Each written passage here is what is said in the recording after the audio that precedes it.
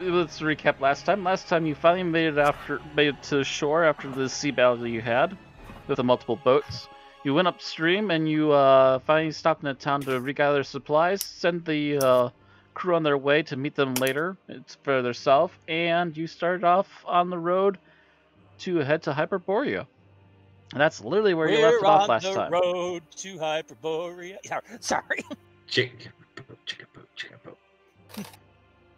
And all the beatboxing stops. no singing!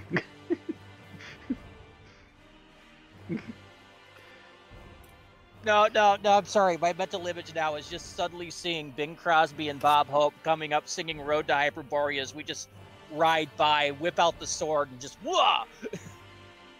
Behead them. Here's my question. Past. Which one of us players would be Bing Crosby and who would be Bob Hope? Oh, none of us would fit that particular bit. All of you are going to be corpses if you don't hold your horses. Alright, so I'm going to share this with you because it's the best idea we've got for a road here. Gotta go to the right channel though. Conan campaign, sharing this map yet again. Because this is the only one that really has roads towards Hyperborea, and I will say that the corner that heads up to the north and then turns west to Hyperborea is actually pretty accurate on that map. Did you already put it on the screen? Yeah, it's already on the screen for me. So when I've shared the link to the map again in the chat, in the Discord. Okay. Yeah, because remember, this is the one that whenever this is the one that doesn't want to res right. Yeah. So basically, where the city was, where you're starting from, is south of the where it just says steps above the river, and you're basically heading that road towards Hyperborea. I'm assuming our next destination is Haloga. Actually, I think the cities you're looking for aren't even on the map. Here's another thing you have to. Here's another thing you have to be aware of too, especially with Hyperborea. There's like maybe at best 4 or so places that are actually named on a map of Hyperborea, but there's supposed to be multiple different kingdoms all over the place. Just that there's particular ones that are a little more popular than others, and those are the only ones that get mentioned a lot. I should probably open my character sheet. That would help. Been there, done that. I mean... But anyways, so you are headed northward up the road to head through the steppes, essentially. And the plan is to head north through the steppes until you come to the main turn on the road, and then head westward towards Hyperborea. I'm going to say that you can move a little bit faster than you could on the sea because you're not reliant on wind and sails and a large boat. Plus, we have horses. Plus, you have horses, and you can actually demand that they go even faster, but I'm going to say you're probably going at least a medium, I assume.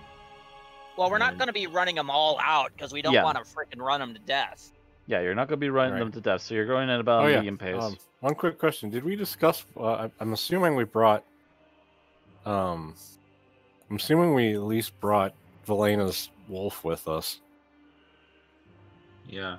I assume so, yeah. I believe all of you still have all your pets. Right. I could see leaving my parrot on the boat with the others because it is a more tropical bird. The north might be a little too extreme for it. And not only that, I really just got it as like a pet that kind of just adds some character. If we're sneaking into enemy territory, it's gonna look out of place. Even aside from being outside of its normal climate. Outside of Velena accidentally saying, "Alright, we're selfie." Oh, look at this skull. Stop it! Yeah, that's the only real use it would have. And that might draw attention in Hyperborea if they like necromancers up there. Every time somebody says skulls, stop it! Right. So, alright, you're leaving the parrot behind. Anything else we need to double check on before we head into what's going to happen here? I think that was it because I think I meant to mention it last time and I forgot. Okay. Oh, that's right. I named it Soren and Tombs. Was it Tunes? Sounds The right. Raven's name? Yeah. Or was it Graves? Matter of fact, yeah, I'm looking between the maps here, and Haloga isn't even on the other map, so I have no idea what Haloga is.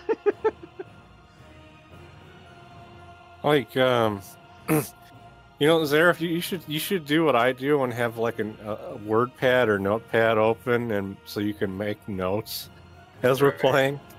That way, you remember the names of your parrots. I don't have parrots. I have a raven. I mean, wolf. your raven and your wolf. I know Soren was the name of the wolf because I use that name all the time, but it was Oh, my parrot's named Alberto. Alberto. Of course, I why like not? to think it has a voice when it goes, "Stop it! You are getting on my nerves, for I am Alberto."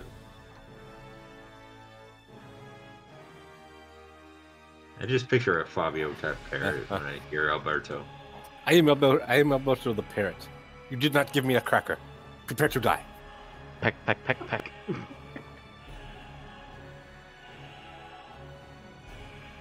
Anyway, are you guys good to go then? Yeah, I think we're good to go. Yeah, I think the chip cell. Alright, so you're obviously heading towards a major road towards Hyperborea. Technically, this is a neutral area. It mostly belongs to Yarlet to the south, up to a certain point where the steppes become particularly frozen over, in which case it starts to become a major no man's land until you hit the deep frost, and Hyperborea is officially where you're at. I will say that the roads are not completely empty as you're traveling. Frequently, I would say at least like a good 5 or 6 times throughout the day, you come across other caravans coming the other way. And there is not a single caravan, by the way, that doesn't have at least a handful of slaves somehow attached to them. I mean, every single one of them.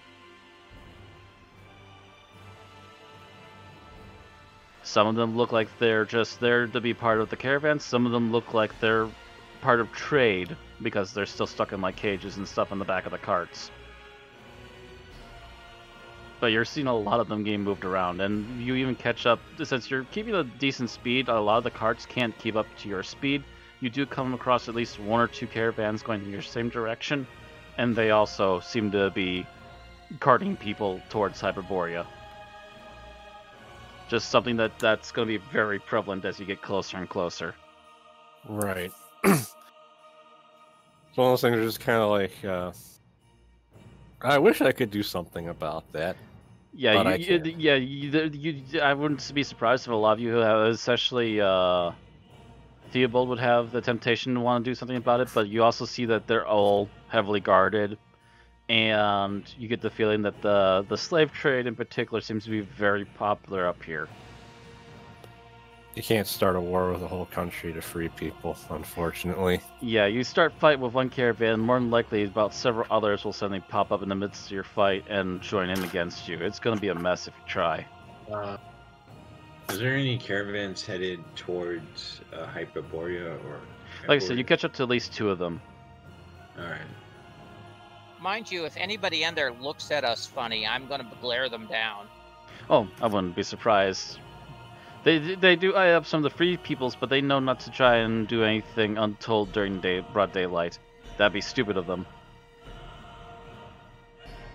Not to mention, I'm pretty positive we look like a group they wouldn't want to mess with Geralt and Thelona. I don't know. They probably go. They fetch a good price if we can get them. They fetch a good price if they don't bash my skull in first.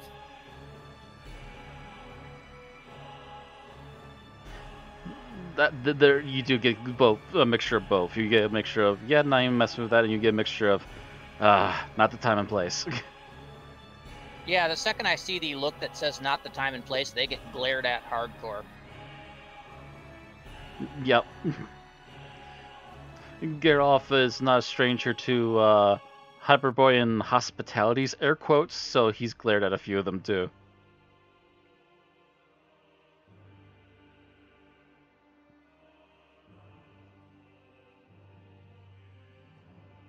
But so yeah, you continue up north. Is there anything else you guys want to do as you're traveling that direction?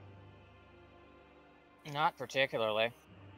All right, I'm gonna say, looking at the map, you're going to probably by the end of the day, you're going to almost make it to the corner. You're going to be traveling a little bit faster than you did by sea, so you'll probably make it to the corner, but you're not going to fully turn it yet, and you'll have to find a place for the evening. All right. Do we need to roll to look for a good campsite? If you want a particularly good place with a lot of cover, I would say yeah, you're probably going to have to do a nature check on that. Nature or survival? I actually, you know what? Nature and survival would work. I would leave that up to the player. Wait, what are we Okay. trying to do? Trying to find a good decent campsite. place of cover for the night. Okay. It's just one of those things that, we could find shitty. You could pick anywhere if you really wanted to, but at the same time, there's enough slavers roaming the road. You might not want to stay out in the road. Oh, I mean, it won't really be much of an issue with tiny hut, but at the same time, you don't want them to just like crowd around this You don't want invisible them to barrier crowd and around wait the for it to dome until drop. morning and then start slaughtering. Yeah.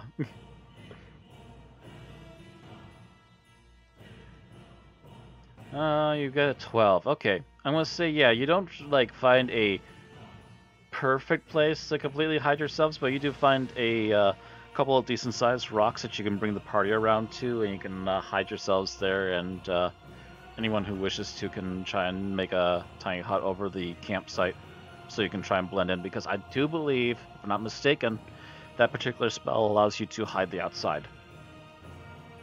I I don't think it does. Because I don't think think it's it in. does. You can make the dome around it opaque, but so they can't see in. But I don't think it allows you to hide it. That would be the upgraded one. Oh, am I thinking of an upgrade one then? Yeah, I think you are the one that's basically just creates a door to a dimensional space. Yeah, that's not this one. No, that's not the one I'm thinking of. It says the dome is opaque from the outside of any color you choose, but it is transparent from the inside. So for us, it's like it's not there when we look at it. But for anyone from the outside, you can see it. You can't see inside. So somebody might see it and not know what it is. They might just think it's like a really big rock. And you can also make it one particular color, so you can make it like the color of the rocks and try and blend it in. Right.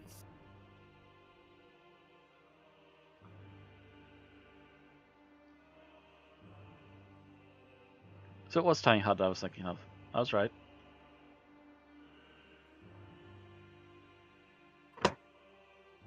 Yeah, it's only transparent from the inside, which means even to the rest of the party, it would look solid from people outside.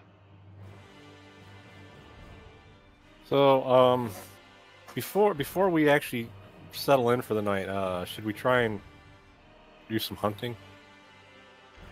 If you want to, I believe you already did hunting before you came ashore anyways. Yeah, but Yeah. I assume we left that on the ship, so we wouldn't have to carry anything, and they'd be able to make use of it anyhow. I'm Oh. gonna be rolling. Huh? I'm gonna be rolling survival this entire trip, aren't I? Well, I'm sure there's other how characters that can can do I- it, but I'm also gonna see what we actually have for food stashes here too, really quick. Geralf's got at least 8 days of food, I think. That's what that's supposed to be. Or is the ration supposed to be just a one meal? It depends on how many units of rations you have. I think a single ration is one meal. Yeah, I think it's a day's worth of meal. Yeah, okay, that makes sense. Yeah, if a ration is supposed to be an entire day's worth of meal, then Geralf is actually good for 8 days. Giselle... Does she still have rations at all? Oh wow, she's got like 14 days. She can actually spread some of that out. I got 4 rations. You know what? Forget it. Never mind. I'll set up the hunting trap nearby before we go to sleep, though, so maybe there'll be something caught in it when we wake up. Just catch something for the morning. Yes.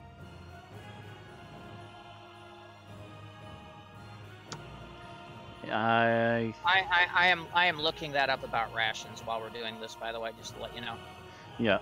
I'm also checking her character right now, and I don't see rations at all in her listing of stuff. On who? She has at least 1 day's worth. Mess kit. Rations. Okay, yeah, you have a ration. Mm-hmm. Rations consist of dry food suitable for extended travel. Clean turkey, dry food. It just says what's in it, not how long it's good for. It's 1 day. Okay, rations are for 1 day. Yeah. So I probably packed expecting I'd go hunting. So I will send Soren to go out and help with the hunting, if that's okay, my wolf. We weren't gonna go hunting at the moment, though. Oh, We might do it the next day. Like I said, I just set up a trap near the camp, figuring maybe an animal will get stuck in it. Maybe a bandit will get stuck in it. You weren't intending to hunt. I was. Okay, then. I guess if you're going to, I might as well help. All right, you two can go out and hunt if you want to. Roll survival. Where's mine? Oh, wow. I'm useless. Xena almost wanders off and gets lost. Thelona, on the other hand, you do a little bit of scouting around, and in some of the dry ground here in the steppes, you do manage to find a trail of what seems to be some sort of possibly canine-like animal that must have been through here recently. should I roll for the wolf or? You sent the wolf with them, you said? Yeah. If you got stats for it, sure. See if you can help with anything. I'm pretty sure it gets a bonus for scent or something. Yeah, let me check. Probably gets more or less bonuses for tracking, not so much finding. Yeah. I'll follow that and see if I can see what's here. Oh, it has advantage on perception checks involving hearing or smell. Yep. So So technically, if it's joining out the other two for hunting, it would be using its sense of smell. So yeah, add that so, bonus. Yeah.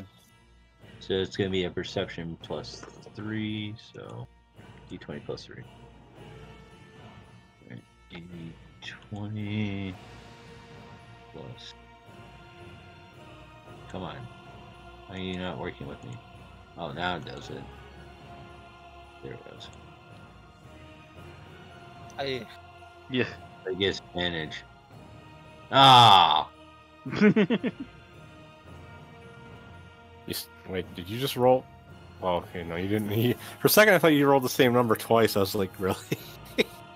No, No. the advantage roll was even worse. Mm-hmm. Yeah. Yeah, the wolf kind of sees where Thelona's going and starts to follow Thelona. It seems, and as it follows her, it does pick up the trail too, and doesn't start making a lot of noise, but definitely starts eagerly following behind and trying to keep up with the group. Whereas I'm gonna... Xena is apparently contemplating her navel. Should I have gotten this pierced? All right, so you're doing I've track. got this. Hey, where did everybody go? So as you're following the tracks, you do go off for a few minutes before you do catch up with what seems to be a rather large coyote out here. Coyote. Mm-hmm. It's warm enough that they're still out here. Wolf versus wolf. Fight. Fight. All right. Well, I will hot shot it with my longbow. If I should be in range, I would think. If I could see it, I can hit it with a bow, I'd think.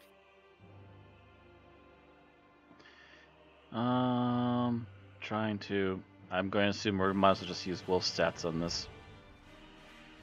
Probably, because I don't think they have a specific coyote stat. Well, I think that it's not in the compendium, and I don't think there is in the monster manual either. All right. So Those things are similar enough. I don't think they would have made a separate stat for them. At least not in 5e. In second edition, they would have, but this is second edition was obtusely concerned with detail. But anyway. Well, second edition also had like 6 or 7 monster books before they came out with the monster manual, which was all of them put together. Actually, it wasn't all of them. There were still a ton of monsters that weren't in the Monstrous manual. The Monstrous manual was freaking huge, but it still didn't have everything in it. Longbow to hit is 13, which I think... Yes, you just barely hit it. 8 damage. Don't check its hit points. Oh wow, yeah. You take it. You see Thona stop and quickly pull out a bow and arrow. She takes aim as the rest of you look over, and she basically gets a first shot on the huge coyote. You hear it yelp, and it's trying to limp away. You did quite a bit of damage, and you got it right in the leg. Well, I'm gonna throw a dagger at it. All right. Oh wow. Okay. Yeah, Alzina hauls back, throws a dagger at it, and all 3 of you see the coyote instantly get pelted with the dagger and immediately fall limp. The dagger sticking up between its shoulder blades. Yeah, you basically just downed that coyote like it was nothing.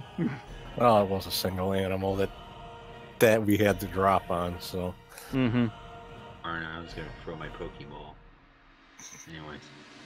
Anyways, in all seriousness, does my wolf pick up any other scents in the area? I don't think it rolled high enough. Yeah, your initial roll won't count for that, so not really. Right. Do I find anything else in the area? I'm gonna say you Something maybe slightly pick up more- like a small bunny trail that might have passed through here, but it seems like it might have been a few days old. But otherwise, it seems that the coyote was just here checking out things and was heading back. Yeah, I was just seeing if there was something a little more palatable than carrion eater. Actually, I had a thought. Is it possible, before we head back, to see if there's any like edible plants of any kind nearby? I think that would be a nature check.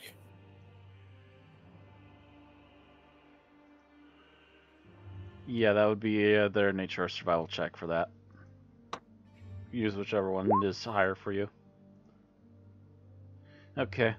You said you're looking for edible plants, essentially? Yeah. Looking around, you do see vegetation outside of tall grass is a bit sparse. You do see occasional still-growing tree and an occasional dead tree here or there, but there are several bushes within viewing distance as well. And you do see along your way back there is a bush that does seem to be growing berries. Taking a look at it, it does look like they are supposed to be edible. So it is possible to take a good couple handfuls off of the bush, which has been left more or less alone, and bring that back to camp as well. Alright, that's what I'll do then. Alright. Anything else? Is you're good? Yeah, if there's nothing else to hunt here, I'll return back. Yeah, nothing big at the moment.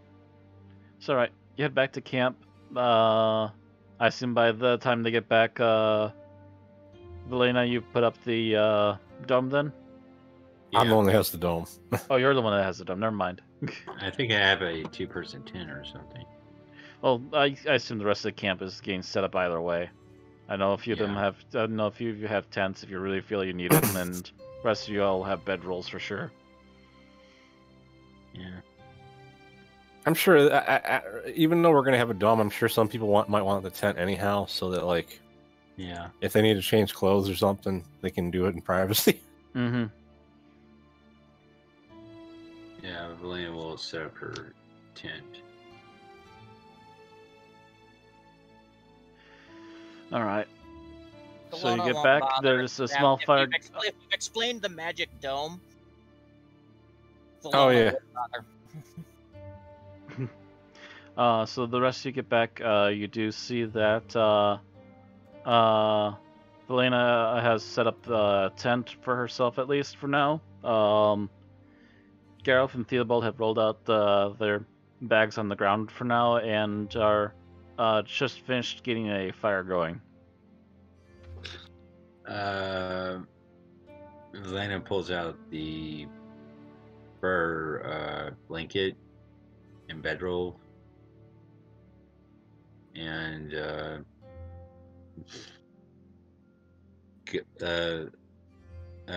goes pokes her head out of the tent and looks at Geralt and goes, "There's room for two in here." Geralt just got the fire going, kind of slowly looks up in her direction. Once again, you can see that the puzzler needs to go for a few moments, but he does seem to eventually catch on and quietly nods and grabs his oh, what do you want to call it? I'll keep calling it sleeping bag. He grabs his bag off of the ground and slowly gets into the tent. Alzina eyes them and says, "You two better know how to be quiet about that crap." You see horns stick out of the doorway of the tent. No promises. Before the horns go back into the tent. So Salona's going to try to make. Well, first of all, it's going to try to butcher this damn coyote. All right. Well, let's see if you enjoy cutting up a coyote like you do crocodiles. So that was a survival check again, was it? Or yeah. Or no, that was a. Or was it? Okay, that was survival. I'm pretty sure it was a survival. Base 10. Base 10. I'm gonna say yeah. The coyote is not like an advanced animal to try and clean. It's not a great job, but you do a satisfactory job, and you manage to get the meat out. You manage to save the hide, and yeah, I wasn't really too worried about the hide. I was mostly worried about the meat. Okay, if you want to, you can save the hide, and you do a really good job, a decent job cutting up the meat. And while you're doing this, Theobald has also set up the kind of like makeshift grill that they hang over a fireplace, so you can start just grilling it right over the fire. This might be better to be stewed. He blinks, looks up at you, thinks for a moment, nods, and grabs out a pan. And also a canteen with water.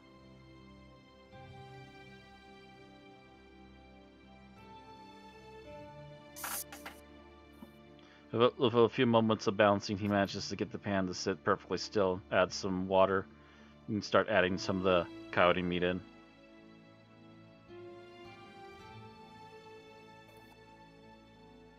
Grilled coyote. Meat's meat. Some people just want meat. Difference between a carrion eater and a carnivore. There is a taste difference. Hmm.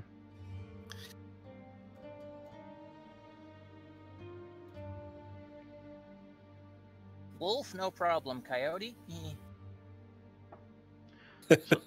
So with a little bit of extra spices also thrown in, eventually you do have yourself a coyote stew, essentially.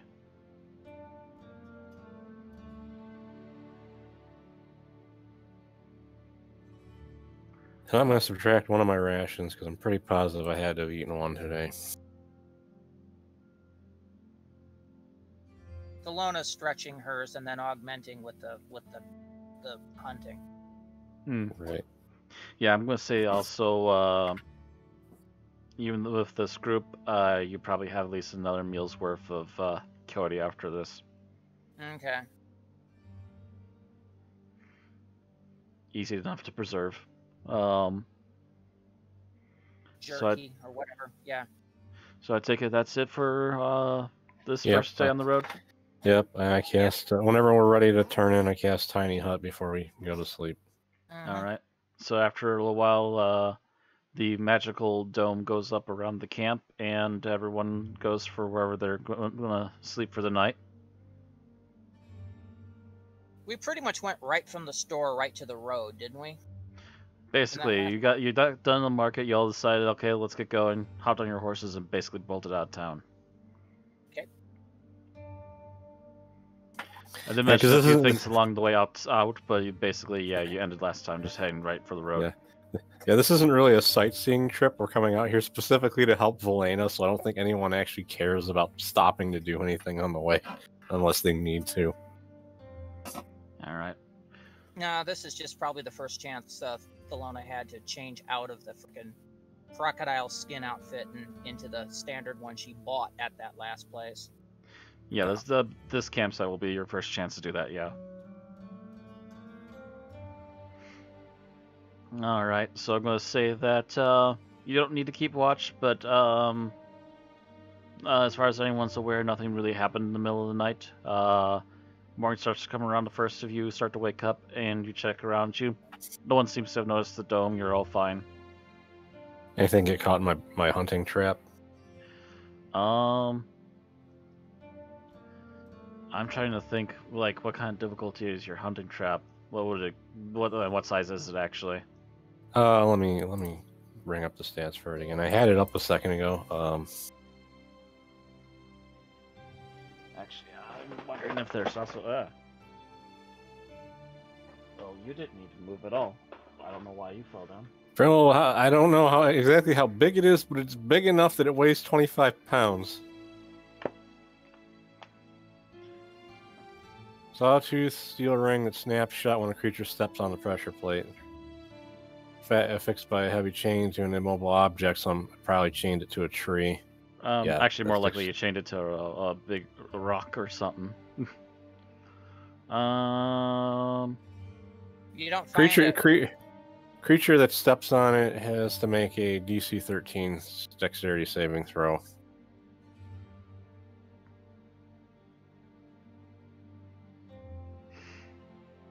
Actually, you might have found one of the rare few trees and probably tied it around that to that as a possibility, since you're probably not putting the trap right next to camp either. Right. If you've not had to handle this before, might I make a suggestion? Yeah, because I'm not sure what all this entails with traps here. Well, yeah, because first of all, it's pure luck whether a creature comes across it or not. So I'd suggest a dice off on it. Which is what I was trying to figure out how you would go about that. Just do have it be like a 50% chance and roll like 100-sided die, or less chance. Just figure out what percentage you want it to be, and then roll 100-sided. A dice off is simple. Matt rolls a d20, you roll a d20. If you roll higher than Matt, something got to the trap. Then the thing makes a simple dex save, like a DC 15, whatever. And depending on what it is, you'd have to see if the trap does enough damage where it actually ends up bleeding to death. All right. Okay, is that how you want to handle it? Sure, let's do that. I'll roll a 20. Oh, you got a high chance tonight. Barely higher, but it is higher. So it's probably not a big creature, but it's a creature. Yeah. Funny. Yeah, I was gonna say he mentioned rabbits. Yeah, I was gonna say I mentioned rabbits earlier, so you know what? I don't think those things have much more than 3 hit points. How much damage does this do? 1d4, and bunnies aren't even statted, so I assume they probably have like 1 hit point. I'd argue between 1 and 3, so 1d4. Yeah. Yeah, if it ain't dead, it's unconscious. So you basically go check your trap the next morning, and Hit you immediately points. find a rabbit. Rabbit hit point 1, 1d4 minus 2. Meaning it could at highest have 2 hit points. Yep. Either way, that trap ended it. I would laugh so hard if the rabbit's just sitting there and going, what the hell, Doc? Hey, you want to get this thing off my ankle, Doc? That's a unique rabbit and has a lot more hit points than that. Yeah, I was gonna say that my alternative is also a unique rabbit, and you wouldn't want to fight it. Bugsus of Bunny, god of rabbits. You also don't want to fight the red-eyed rabbit. The red-eyed white rabbit. Yeah. All right. Well, And also obviously, known as the Beast of Kair Benog. obviously, I opened the trap, put it away, and bring the rabbit back to camp. Bring the rabbit back to camp. Do you want to make it into stew right away too? Have breakfast for rabbit?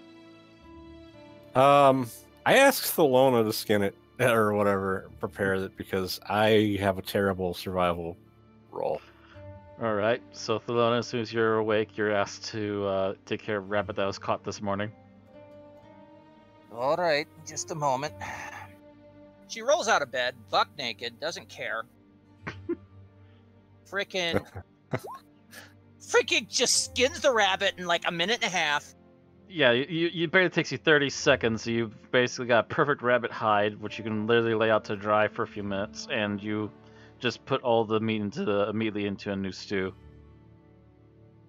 And she goes. Heck, and add the berries. Back. You got a rabbit berry stew going.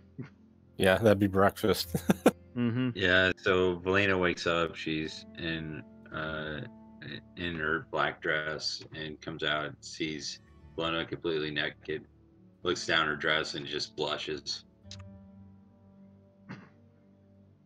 After, being topless on the ship for about 2-3 days while she was prepping the frickin' stuff after her wardrobe failure after the ships, it's obvious that she doesn't care much.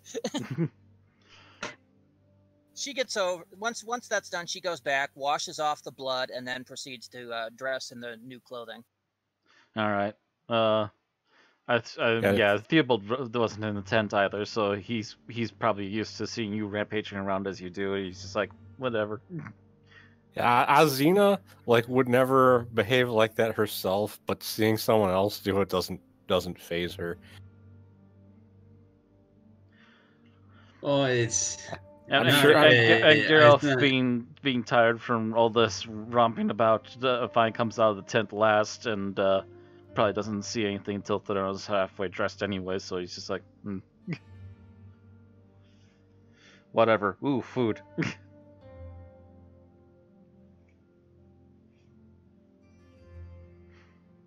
Elena's just sitting there, embarrassed and insecure. Geralt sits next to her, immediately having some of the rabbit stew.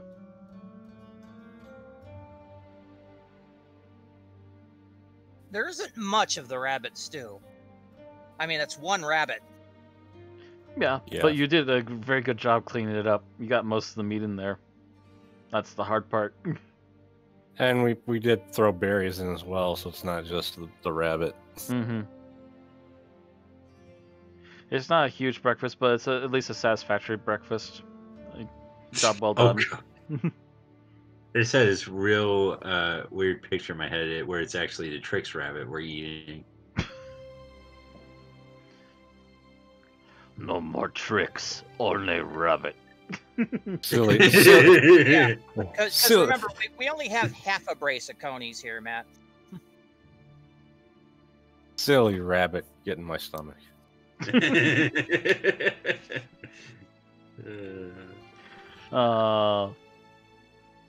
So yeah, you all break camp after you're fine done eating in the morning. Anything you guys want to do while you're on the road again? I'm pretty sure while we're eating or something, that probably hits the dome limit, because that's, 8 hours? I'm assuming the dome... It's 8 hours, so by the time you're done with breakfast, the dome is either going or gone. I assumed it would have been done shortly after we woke up, if our characters all slept around 8 hours. Something like that. Yeah. It's alright. Nothing else you guys want to do while on the road? Just double checking.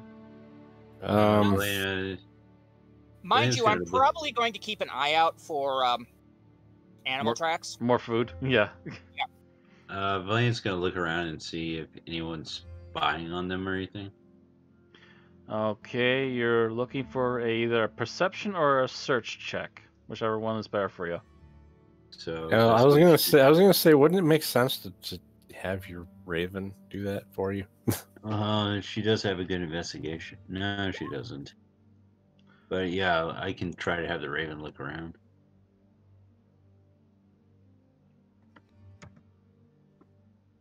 Let's see, Raven. What's its investigation or perception? No, its perception is +3, so it's gonna be a D20 +3. Oh, this is gonna be fun.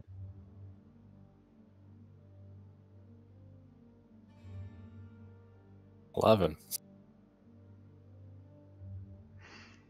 So wait, actually, do you have the Raven even trained to tell you if it sees anything? Yes. Previously trained it so that if it sees something that's big enough to be a threat, it'll squawk danger. Oh, that's right. So what does Raven say? If Once it anything. comes back, it got an 11. Yeah. Just kind of squawks, no danger. At least that they could see. It did a quick roundabout and came back. So if there's anything watching, it's not nearby.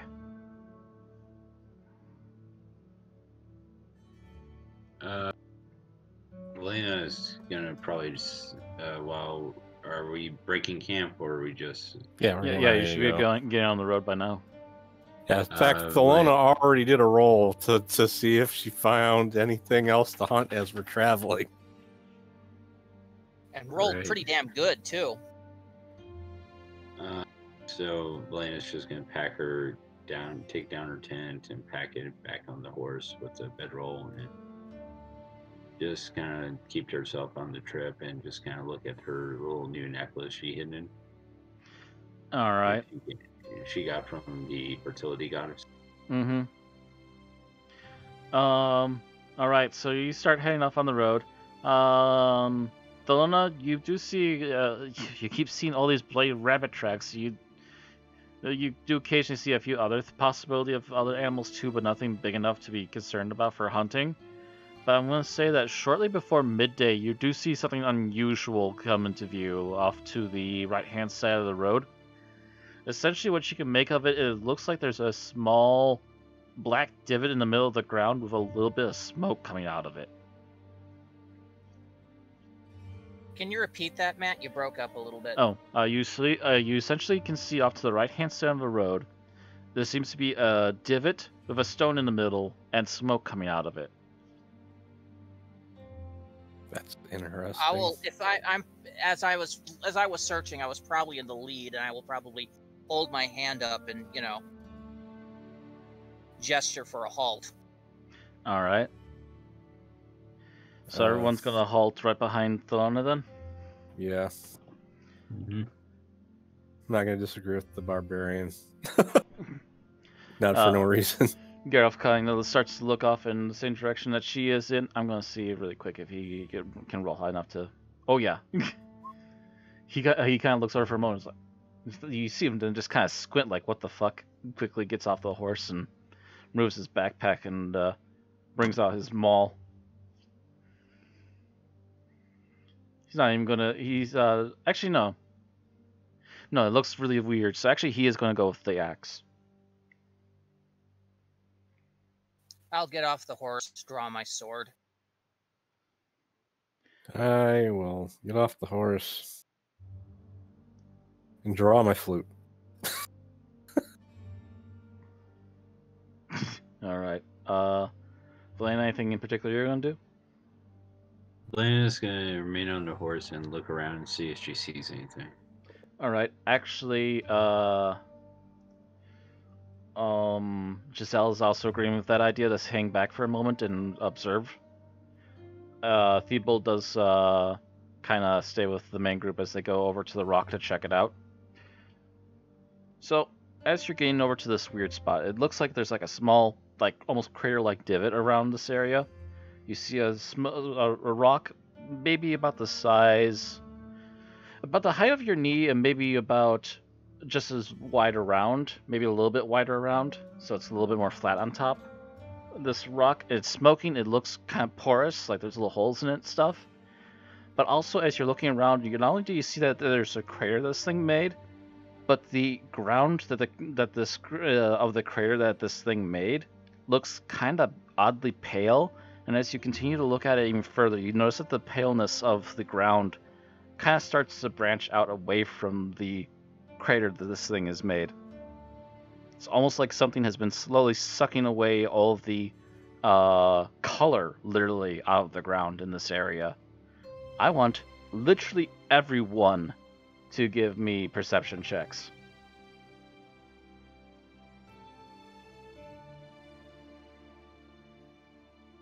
Can my animals make perception checks or just Elena? I'm gonna say your animals probably will too, and your wolf definitely gets a bonus on this. Okay, why didn't it go through? It's just slow. Went through now. Ooh, wow. Okay.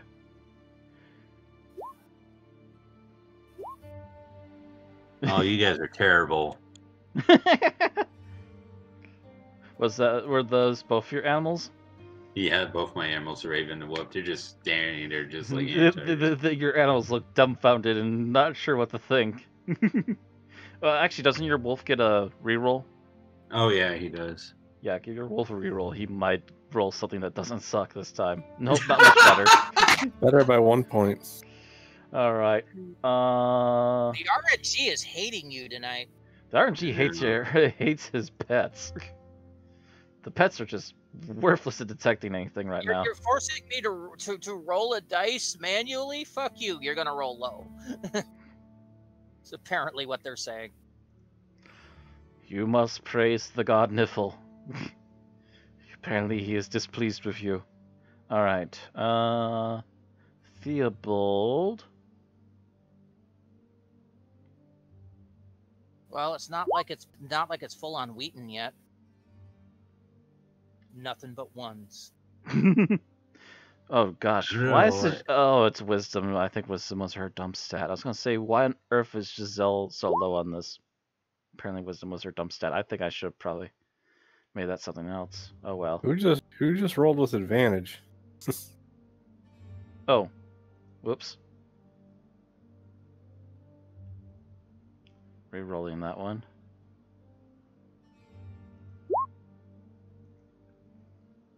I'm trying to think. Does Geralt have anything for this? I know he has some funky stuff.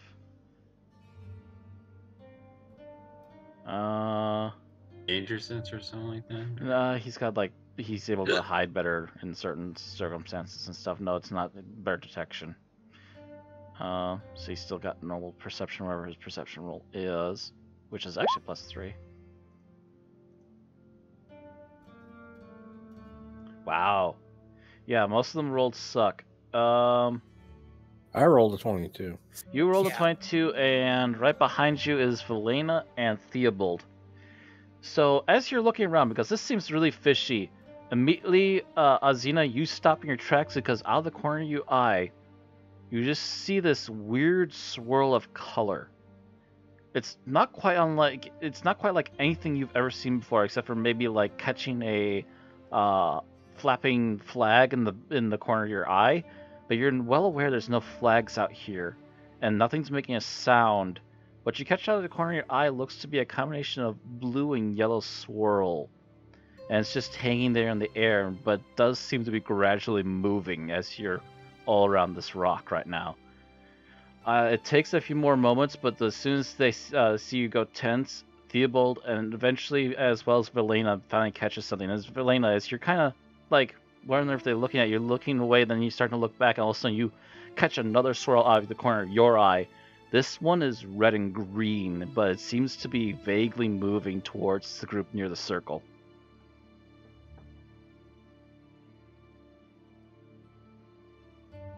I immediately go, I think there's some foul magic afoot, and I pull out my great sword.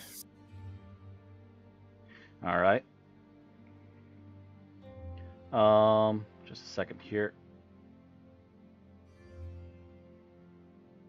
Kind of try to point at the people that didn't notice it to what we've noticed. Sorry, I'm trying to find something here really quick.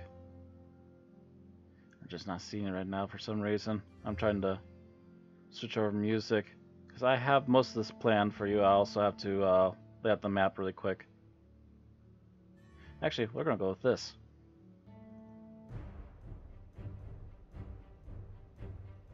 All right.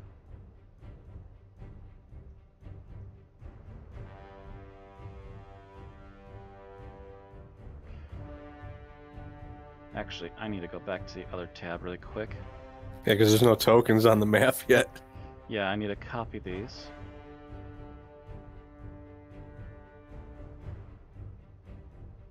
Copy.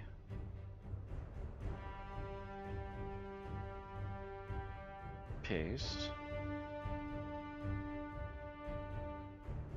To resize those. I think that's the proper size, correct? Yep, okay. You want them to be the same size as the Normal squares, yeah. So I'm gonna say Geralf is probably about here. Lona, probably a little bit closer. Oop. Since she was the first one to notice it. Zena, I'm gonna say you're right here.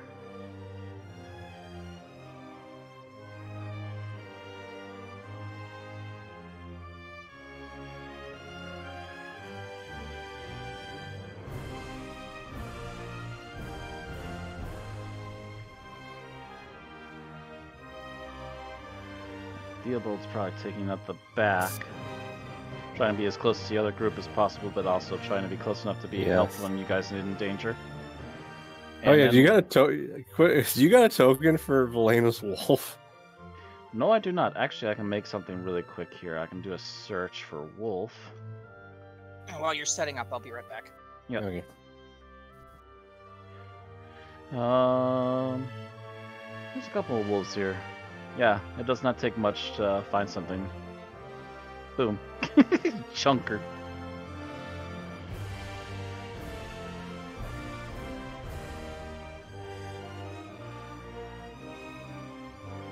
Anyway, as well as all this,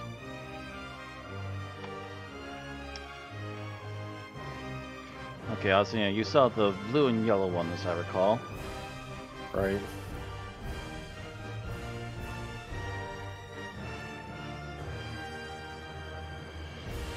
saw it about, not quite there. That's not where I was playing. About right here.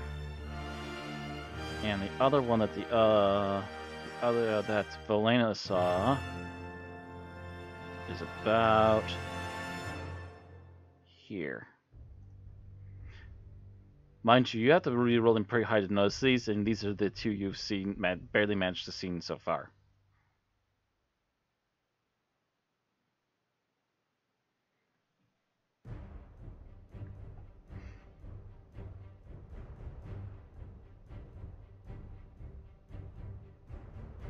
Before these things showed up, I was going to try something stupid. Oh?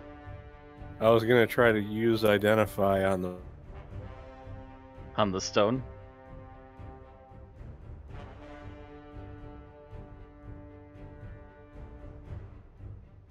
Let me see here. I'm trying to figure out, I keep forgetting what the... Oh, there we go. Sorry, you were going to try and identify the stone, I take it? Yeah, which would have required me to touch it. It's very warm. No, I mean, I actually have the spell Identify. Oh. Still, it's very warm. Should we roll for initiative? Kind of waiting for Randy to come back. Okay. I'm back. Sounds like he just got back. Just a moment ago. I'm also double checking. What do we need to check?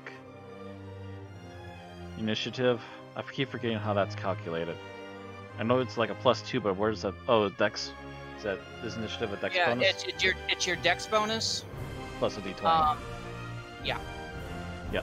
Okay. Oh wow. Plus bonuses if you have feats that add to it, but only that.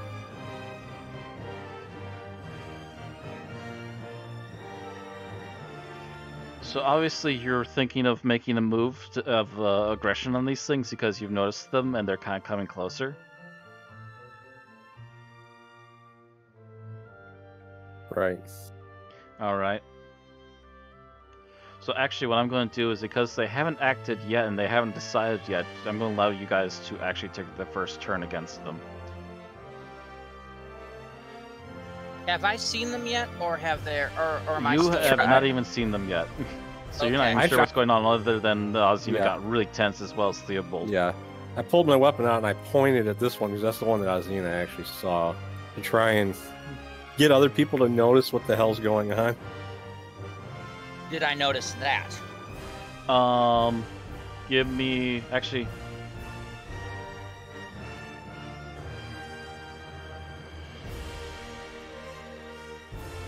Let me do my own dice roller here. Actually, what was your initial perception roll? Me? Thelona. 8. Okay, I just rolled an additional +7 for you. I'm gonna say, yeah, that gets you over 10. You're barely just fine noticed now that it's being pointed out to you. You turn around, you see this wispy blue and yellow thing, you're like, what the hell? What sorcery is this? Yeah. Yeah, at times it looks like it can almost be human now that you're looking directly at it, and at other times it's barely more than a color of cloud. But it's still hanging in more or less the same spot.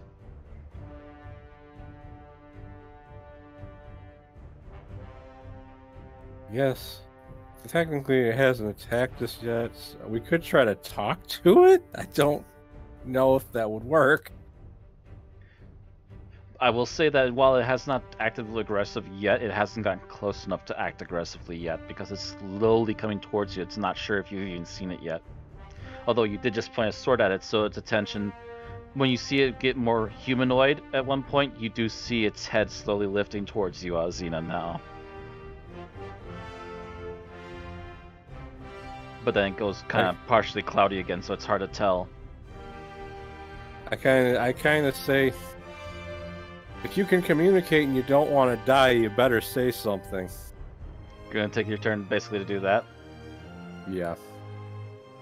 Okay, I'm gonna say that after that, they take their turn and they continue to slowly. But whereas this one was originally heading this way, it's now going, boom, over to here. Because you've obviously noticed it, and that's got its attention now. I'm gonna say, now that obviously something is going awry around here, I'm gonna give Geralf another roll. Oh wow, okay, he dealt an additional 12 on top. He's looking around because he's still weirded out and can't quite grasp where things are supposed to be. As he turns around, boom, here's another one. And as Giselle is watching, let's see if she gets enough to finally see one. Oh yeah. All of a sudden she's just hyper, what's going on? There's something definitely there. And spots this one. So you see all 4 of them now. From different parties of the group. From different members of the group.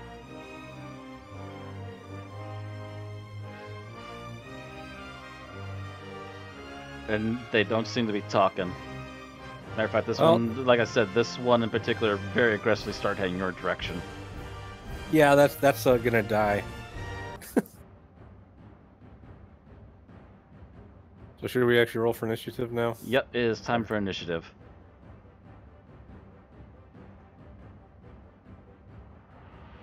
Alright.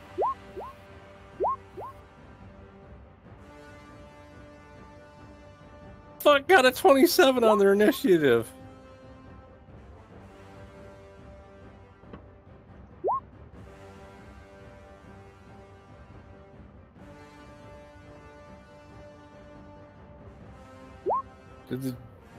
I'm confused by things. Oh god, how do they have a plus? The hell is their dexterity that high?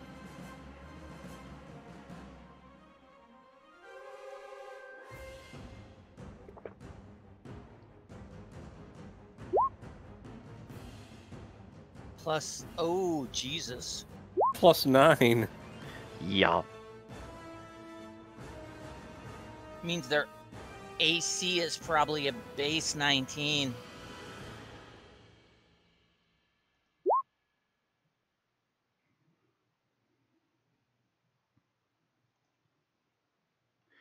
Oh, did I not? No, okay. It just has a long quiet moment. Wait, no, that's not the one I want to. Gotta click on the gear and pick the descending order. Oh, fuck. You would believe what I'm using for stats on this, by the way. It's interesting. Matter of fact, I'll check this really quick. Yeah, that's basically their highest stat is Dex. Do they have some sort of bonus aside from their dex for their stat or for their initiative? No, that's just a really damn high dex. So they've got like what, 29 decks? 28.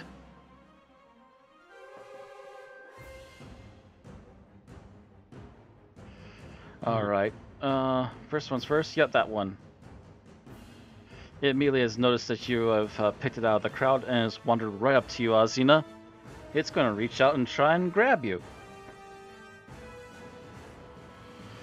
All of a sudden, you just see this wisp of a thing kind of lumber over towards you.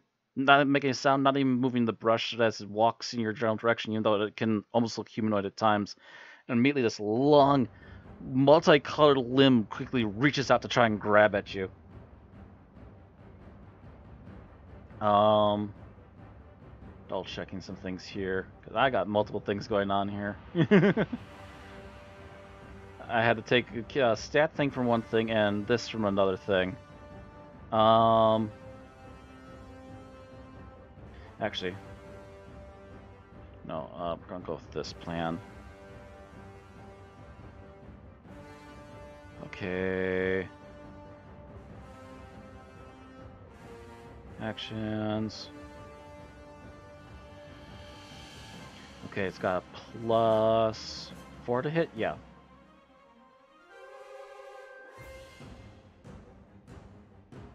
So back over to this tab.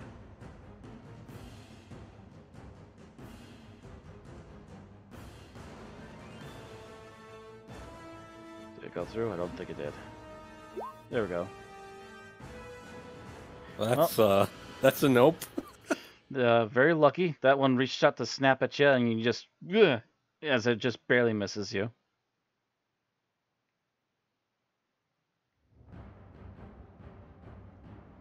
Alright. Next one that rolled was this one. Is I'm gonna walk up behind Geralf and try and do the same thing, even though he just spotted it.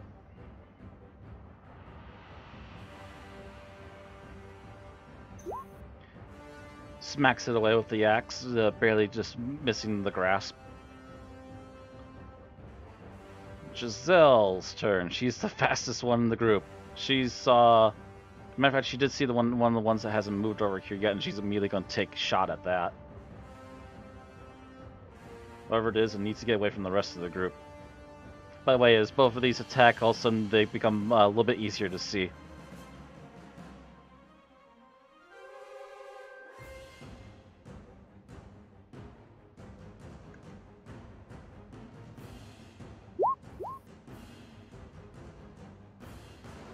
Only 5 damage. Piercing. Let me double check.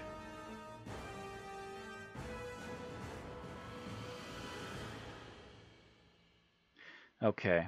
Only did 5 damage? Yeah, because she rolled a natural 1 on the actual damage die. Okay. Yeah, I need to keep track of... Actually, no, I need to double check that too. No, yeah, she did hit it.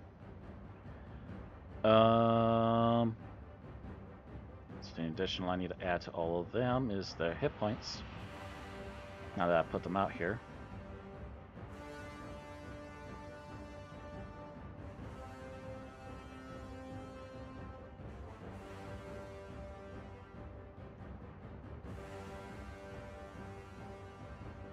And she sees it, the arrow does seem to hit something in midair for a brief moment and it becomes more visible. But as it does seem to have hit and done something, it a moment later does just fall to the ground. Like whatever it was stuck in became partially incorporeal again and came back. Speaking of which, that's now pissed off and isn't looking in her direction. How much movement speed do these things get? Oh wow. A lot, I imagine. 5, 10, 15, 20, 25. Yoink. And it's going to reach out and grab her. I would assume That one works. Valena would have had to see the thing because of the fact that it's now right next to her. One by one, as these things are attacking or trying to or getting hit, they're becoming more clear for everybody to see. You did not roll initiative for her wolf. Oh, I didn't. I'm going to assume that pets just run the same time as players anyway. Makes it easier. Right. It's a usual rule I've always heard anyway. And it does 2d8. That's...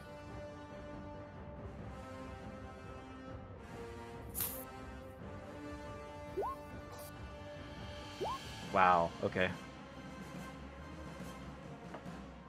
9 damage. Yep. That's, I mean, that's a lot of damage considering her max.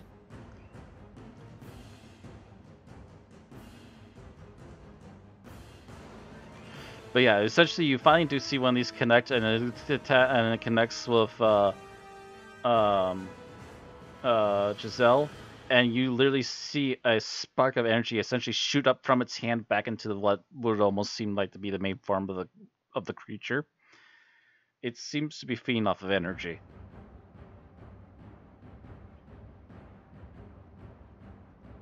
Okay. Doesn't get a whole lot of it out of it, but it does seem to feed off just the general energy of anything living around it, essentially. Alright.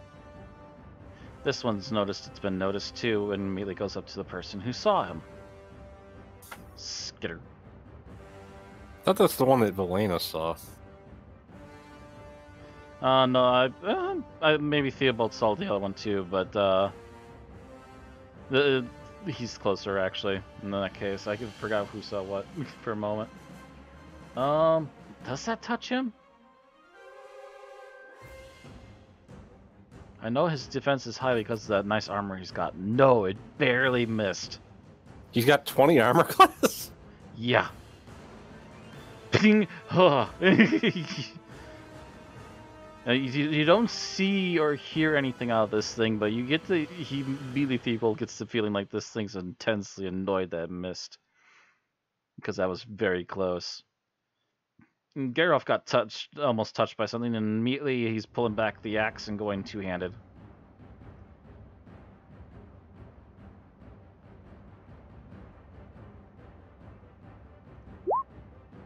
Oh, actually, no, I need to take that back.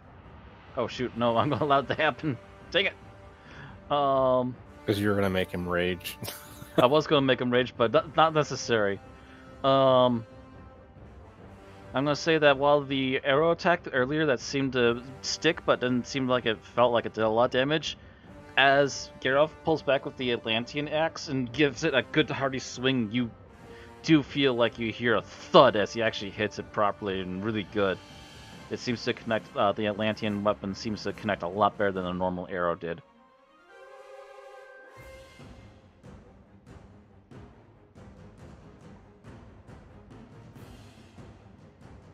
Xena, is your turn. As a bonus action, I'm giving a bardic inspiration to Giselle. Alright. And I'm going to attack the one that's right in front of me with my greatsword. Alright. Wow, that's fucking sucked. Yeah. Yeah, you missed. So far, neither one of you have been able to touch each other. The bardic inspiration gives her a plus D4. It gives her a plus D6 on a roll of her choice if she doesn't. Basically, if she rolls, it gets close, but then succeeds and she misses, can boost it. Yeah. Or because I'm a bard of valor, she could also use it to add to her damage if she does hit and wants to do more damage. Okay. Thelona, your turn. All of a sudden, these weird colored wispy things are all around your partners. Right. I'm going to move up to here. And since they seem to be attacking, I'm going to attack them back.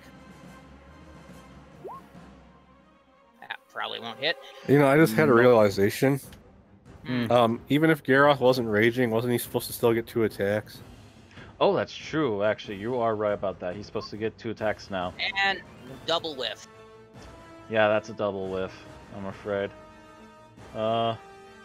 Geralt. Second attack. Let's see if your second attack is good to connect as the first. Oh, shit. He just misses. Mm-hmm. So they got 19 armor class. Yeah, I figured that out based on their decks. Fuck. Yeah, I'm gonna have to start using magic. I'm not gonna fucking try to hit these things. Alright, Velena, your turn. thought long and hard about it, but I'm gonna do a second level magic missile, 1 bolt on each of them. Second level magic missile, 1 bolt on all 4. Okay. So that's 1d3 plus 1 for each? 1d4 plus 1 Or for 1d4 each. plus 1. So this thing is 1d3. Yeah, I'm not sure where I was getting a d3 from.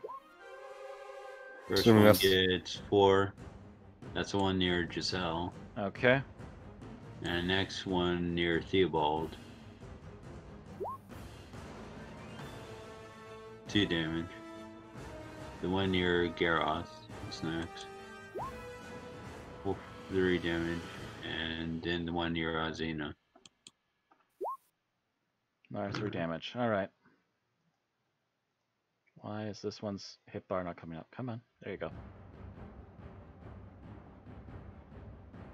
Alright. You shoot a scattered wow. Magic missile.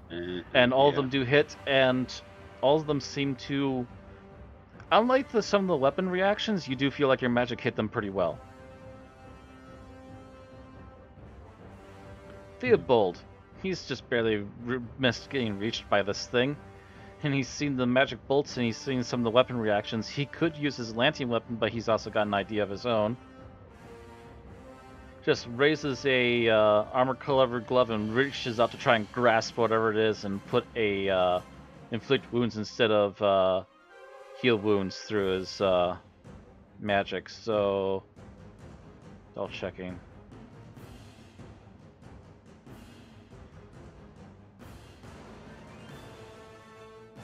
Yeah, it's essentially reverse cure wounds. I think that's something you can do, correct? As long as he has the spell prepared, because it does Yeah, count as a separate spell. It's inflict wounds, I believe. That's what it's called. Yeah, it's I don't see it in his list. I don't think he might have learned it yet. Well, it's not a matter of learning. It's just, you technically know all the spells you have access to, but you got to pick which ones you have prepared when you're a cleric. Mm-hmm. Yeah, Restoration, spiritual weapon, praying, healing. No, yeah, I'm not seeing it. Yeah, because I it's thought he had actually, it, but I'm not seeing it. it's actually drastically different because it does 3d10 damage, which is way stronger than a regular cure wounds spell, which is like what, 1d8 plus your caster modifier. All right. Well, instead he's going to. No, he's going to burn a power 3rd level. But he's going to do a spiritual weapon. I forget, what does doing the next level for spiritual weapon do for it?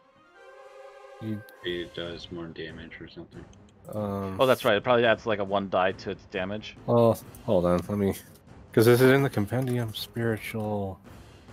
There it is. Spiritual weapon.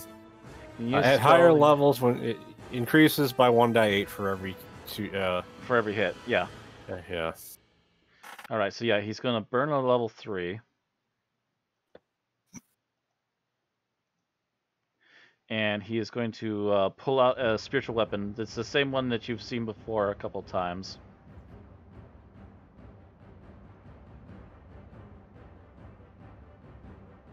Told it to cast. I don't see it. Probably having a delayed reaction. We've had a couple things do that. Didn't come up with a message, did it? There it goes. There we go. To hit. Nope, it missed. Yeah. He gives the spiritual weapon a try, and that technically is casting it a full action, I think?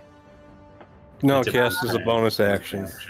Casting is also a bonus action? Okay. Yeah, because you can actually see it in the description there on the Casting chat. time, yeah. One bonus action. Okay, The so thing- he can but the still thing take is a you- swing as well. Yeah, Because I knew it the- taking its action was bonus, but I wasn't sure if... Like I just know the main thing is if you cast a spell as a bonus action, you can't cast a spell as your actual action. Yeah.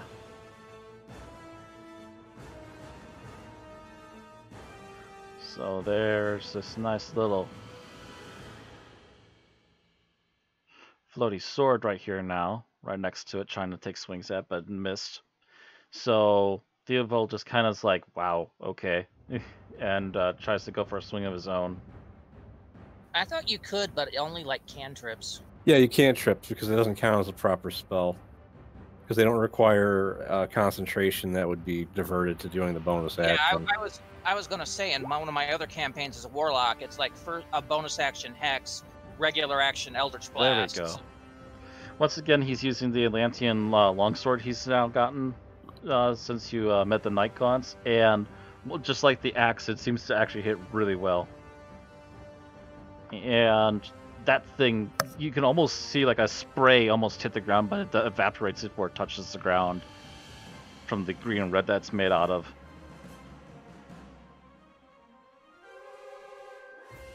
But it's still up and active, as is this one who is... I'm trying to think. That's the It's one hit in by front of magic me. missile. Did Valena whiffed twice, I believe. So Yeah, me it's- and Valena both failed to hit it. It's only taking minor No, damage from really. distance, and it's not close by target, so it's going to still go after us. Valena Since did. it saw her. Valena did Since she saw hit it first. because she used magic missile. Mhm. Yeah, I know. I said That's what we said. you're the only one that hit it. Me and Thelona missed it. You actually did say Valena instead of Thelona, just letting you know. And I think he might have said Thelena, which isn't a character. Anyways, 22 to hit On me or Thelona? on you. Oh. Fuck Or you, did. Ghost! Sure is a character. Fusion? Ah. Anyways. Grapple, grapple, grapple. Okay. I do not want to see that fusion dance. Thank you. Boom. Boom. Ooh. 10. Yup. Reaches out and gives you 10 damage. And you see that little tiny spark that goes up its arm, up its form again. Doesn't seem to do much for it, but it does seem to do something.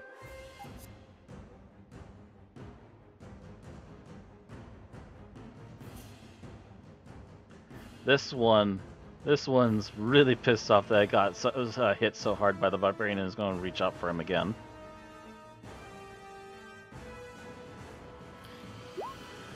Oh, shit. Oof. Oh, I think that actually hits him. That's a 23. I'm pretty sure it reaches him. Yeah, he's only got 17.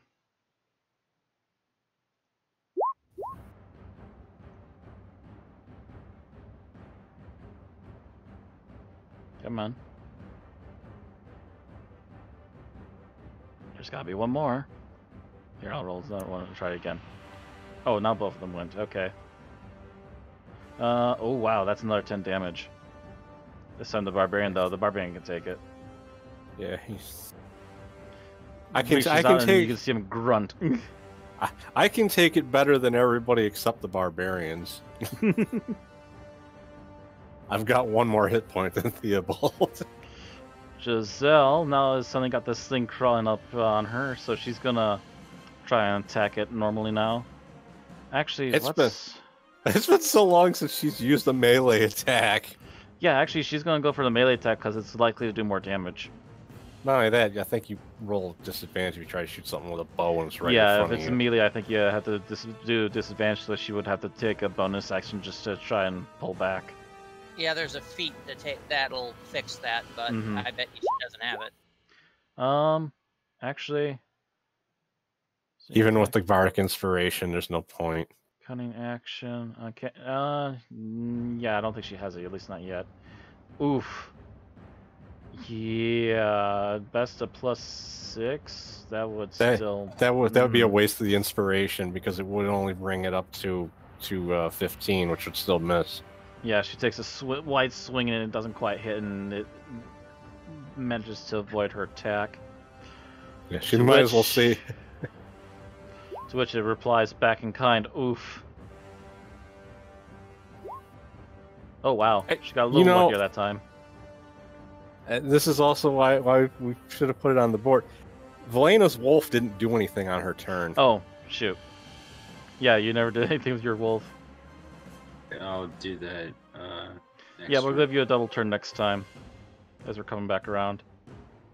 Okay, this one's trying to attack Theobald.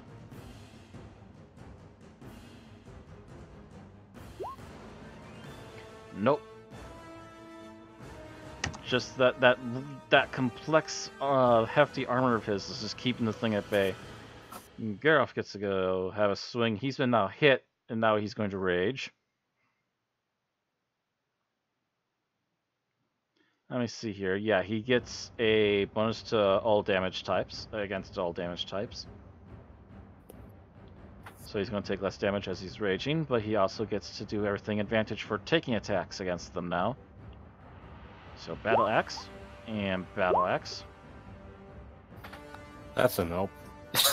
Wow, even with advantage, he sucked that round. Just nothing. Just the thing just keeps barely bouncing out of his range and just no sells any swing he gives its direction. Xena. I say, actually, you know what? Let me see. I say dodge this, and I'm going to use a boosted level 3 shatter. And I'm gonna launch it behind this thing so that it gets hit by within the radius, but it doesn't hit me in Velena, obviously. Okay. So, gonna hit the button, and fuck, everything is lagging. Oh, I can actually pick. You can pick the level now. Yeah, I noticed that too. So you can actually get the exact number of damage. Oh, nice. It doesn't get a save, does it? No, it has to do a No, it has to say it'll take half damage if it saves. If it can do a Constitution above 13. Okay, what's its Constitution? That's a +0. Where did you center that one? Like somewhere out here, essentially. Yeah, like right behind it, so that it would hit it and not us. Okay, that would have to be here then. Yep. Yeah, it's a 10-foot radius, so yeah, it would have been like right about here, and would have, or yeah, it would have been there, so it would have just barely been within the range. Probably tore the shit out of the trees that were around it, though. I don't think there's a there doesn't seem to be a tree in the immediate vicinity. You probably shook up the dusty ground a bit, though. Blew some stuff around. It has to roll a d20 +0 and make it above a 13. Oh, jeez. Still takes half damage. Yes, that would be. Well, what kind of damage type is it? Thunder. It is a thunder type damage, so let me double check. Okay.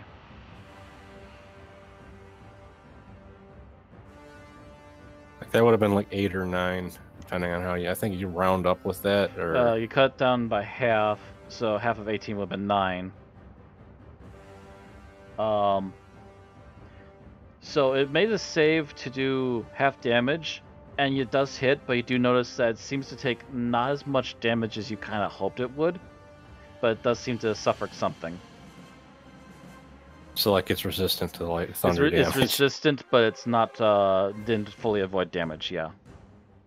So that means it probably did like 4 damage. 5.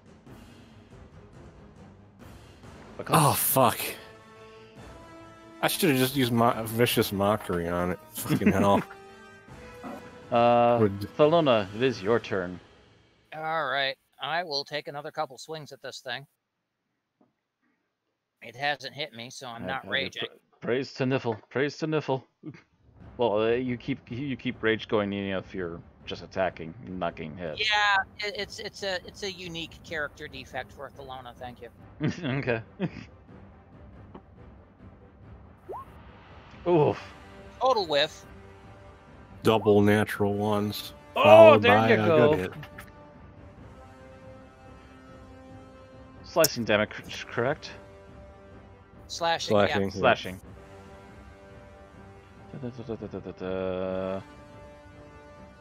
Okay. And it's just a normal greatsword? Yeah. As far as I'm aware, yeah. So, yeah, okay. Yeah, you managed to hit it. You're proud of yourself. You managed to hit this elusive as hell thing. It does obviously shows some sort of wear, as just like with some of the other attacks you've seen, you see a little bit of spray kind of smacked out of it, but doesn't feel like it hit as well as you thought it would. So the resistance against non-magic attacks. But that's all I got. But you still managed to It do just- something to it, as it does kind of wobble for a brief second. That just means you gotta hit it really hard. Smack it harder, smack it harder. Valeriana, is you and the wolf's turn. Gotta remind you about the wolf, because we forgot last Alright, time. 2 turns. So let's do the wolf first. Let's do a double turn for the wolf. I assume it's going to attack the one near Giselle. Yeah. And it's going to have advantage because of pack tactics. Okay. It's going to be a d20 plus 4. That's attack. I looked it up. And the first attack is... Miss. But it's it got advantage because You of got pack advantage? tactics. Nope. And the second attack. And this turn's attack? 17 misses, I assume. Yeah, 17 still misses. It's getting closer. The wolf really does not have a good chance at hitting this thing. It's not got the worst, but it's not got the greatest either. Alright, then Valerian's going to do another round of magic missiles on each of them. Alright. First one, the one near Giselle. 2. Okay, -2. Blap.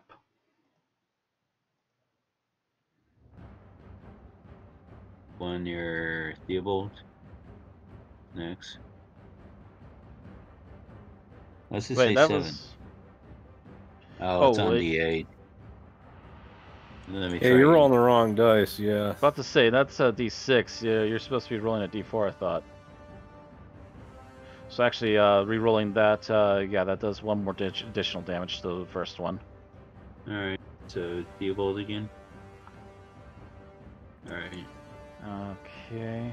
Oh, shoot! Wow, you maxed the one on Theobald there. Come on, bring up your hit points. Yeah, you're going to take a lot of damage on this one. So it's one on Gara. Okay. Ooh, max Oh. again. Keep rolling like that. They're going to notice you soon. Oh, yeah. Oh!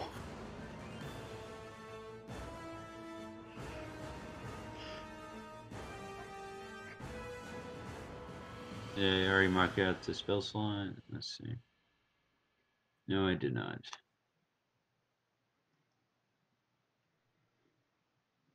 Alright, that's your turn then? Yeah. Alright, Theobald gets a turn.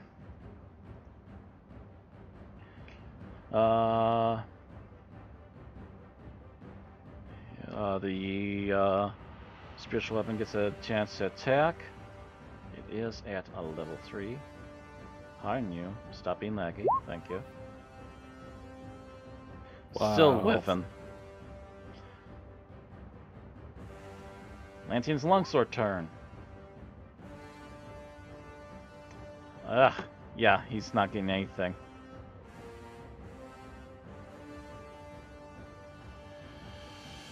This one's been smacked from a distance long enough now that it's starting to wager its ideas here as to where it wants to continue fighting. I'm gonna say we're gonna roll d20. If it rolls above a 15, it's gonna decide to go after Valeriana. It does not. It stays where it is. The question is, who does it see as more of a threat, me or Thelona? Because Thelona actually hit it with a physical Actually, yeah, weapon. it's gonna turn to Thelona this time because Thelona finally hit it. Oh, hit me. Please hit me. Oh wait, wrong thing. I need to roll this first. Nope, that's only a 10. I'm pretty sure your DC is your AC is higher Oh, than yeah, that. my DC is 18. Yeah, or my AC is 18. Oh, that's the one on Geralf. Yeah, that hits. Oof. Boom, boom. Come on, where's the other one? Oh, only 4 damage. Grunts while still raging, about to backhand it with his battle axe again. I really wish more of us had Atlantean weapons. Yeah, like a good half of this group doesn't have Atlantean now. Well, a little... Yeah, a little less than half don't have it. 2 out of the 6 don't have Atlantean at all. Speaking of which, Giselle...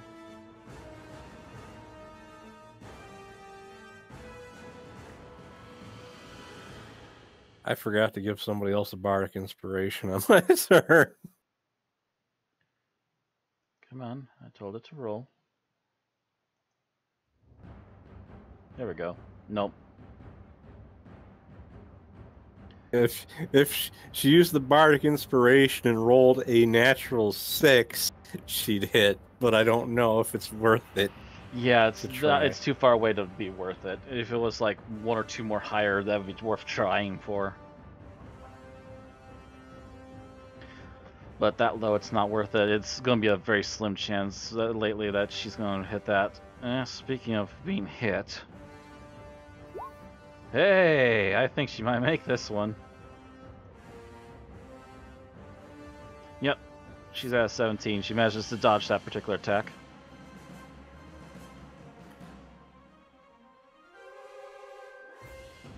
Which one's this one? Okay, this is one of the ones that just got obliterated by a magic missile again, so it's also going to have to... You closed the turn order. Oh wait, sorry. I have to close that dice thing. I'm going to roll over here.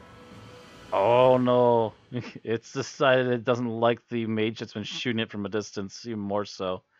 I'm going to move it here and give both of them a chance to try, both the magic weapon and Feeble a chance to hit it, because they technically get attack of opportunity while it's moving out of their way.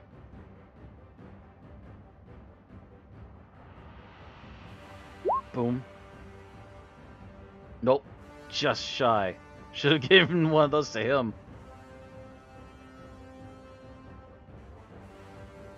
Shield for weapon. Last chance.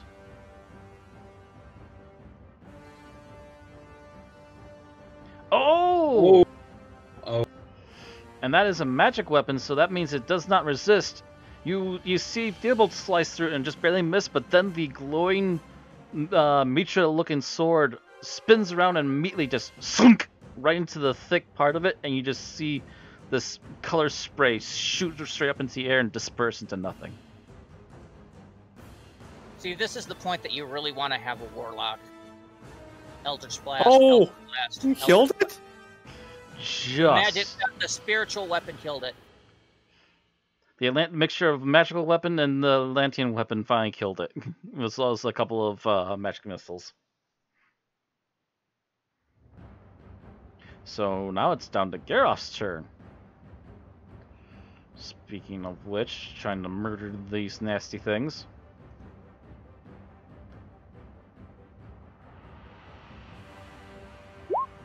Still raging. Nope. And try number 2. That succeeds. Yeah. You see Geralf take a swing, growl in frustration, and swing even harder as he takes a step closer, and you just see it chopped in half before it disperses, like essentially a colored mist again.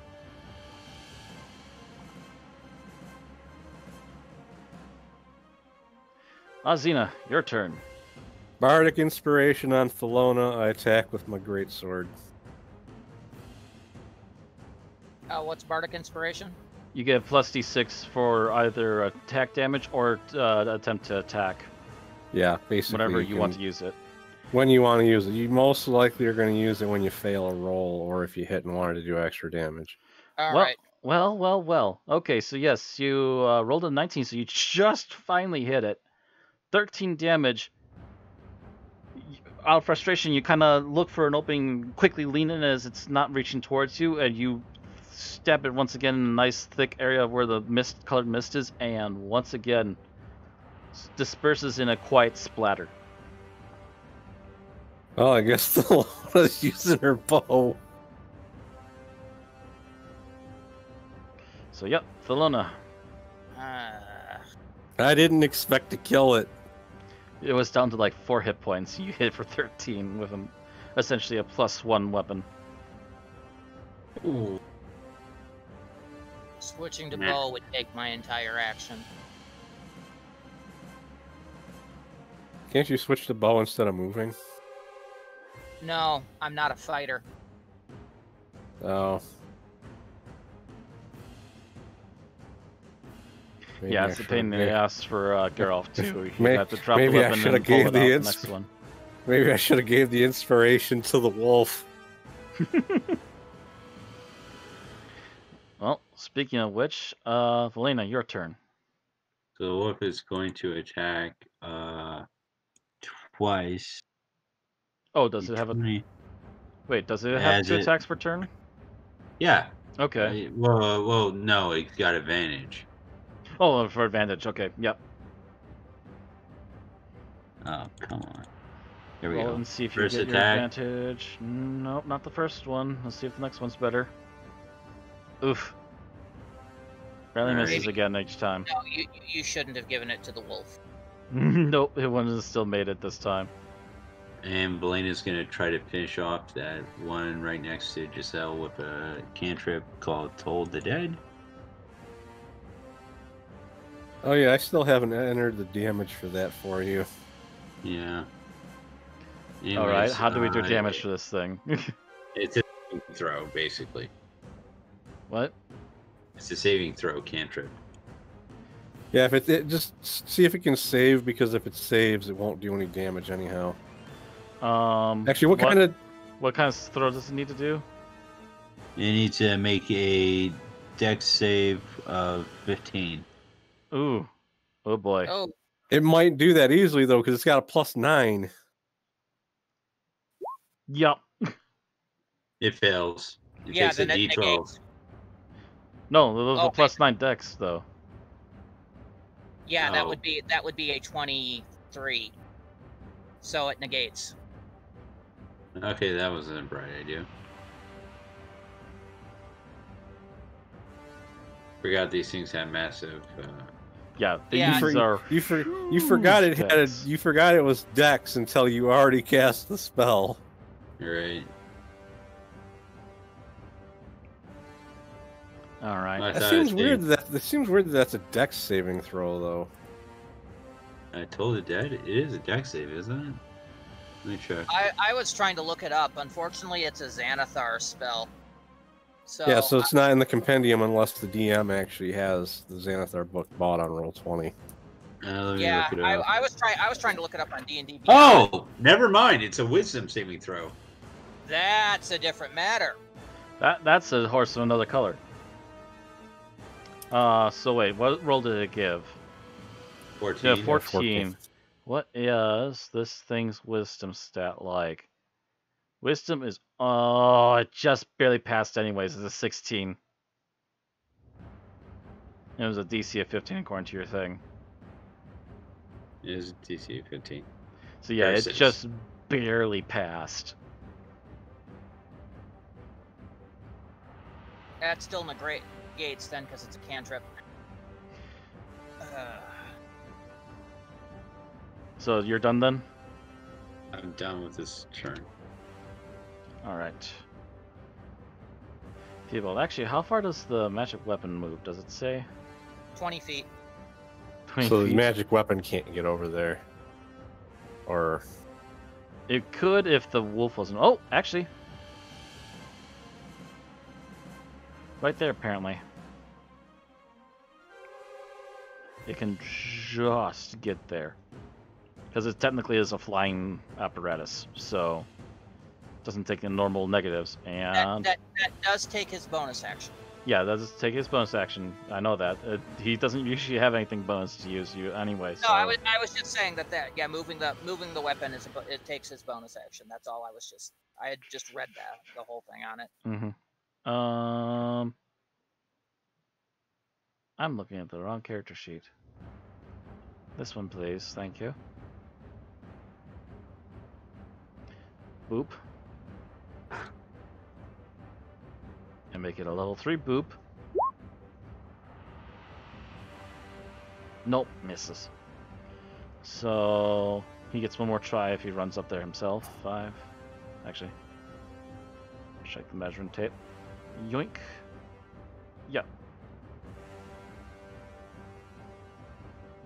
Barely get in there with enough time to take a swing.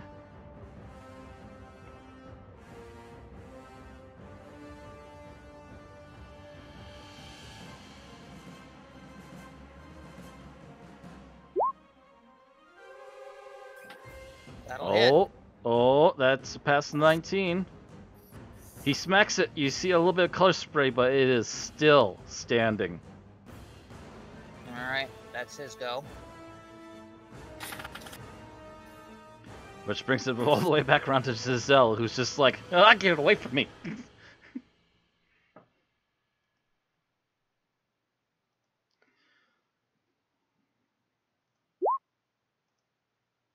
Oh, use the inspiration. Use the inspiration. Boom. Just what she needed.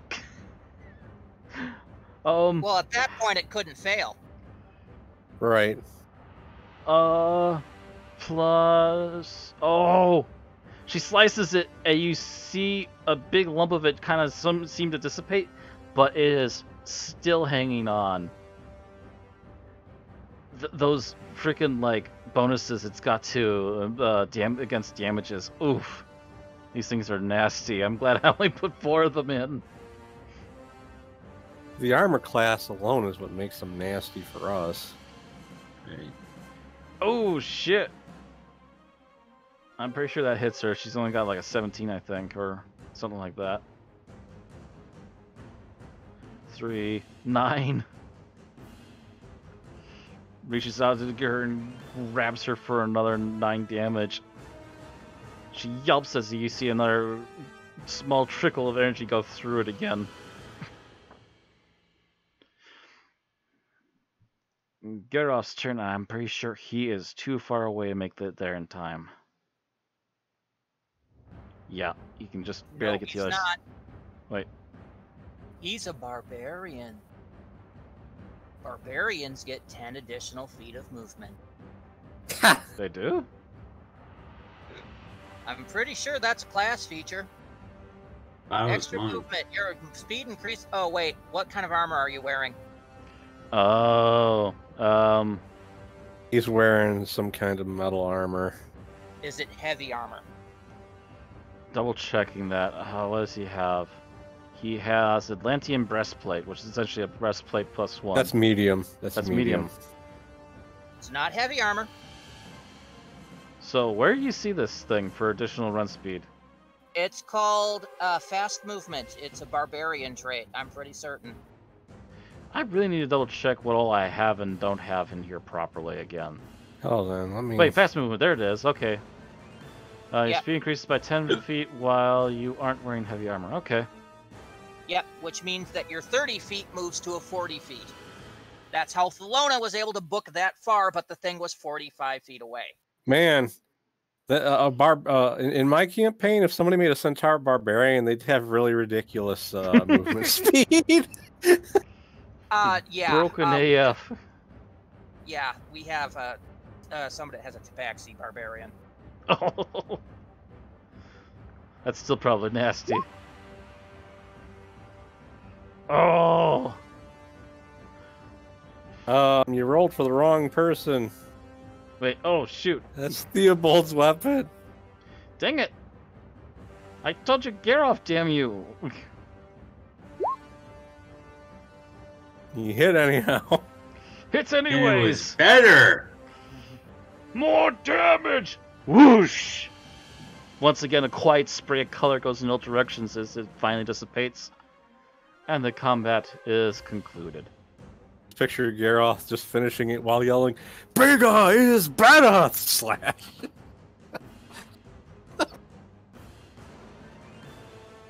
I immediately run up to Giselle and go, "Oh my God, are you okay?" And I cast I boost Cure Wounds to a second level spell to heal her. All right. As you're Wow, doing that, she sucked. kind of replies, I've been better. What the hell were those?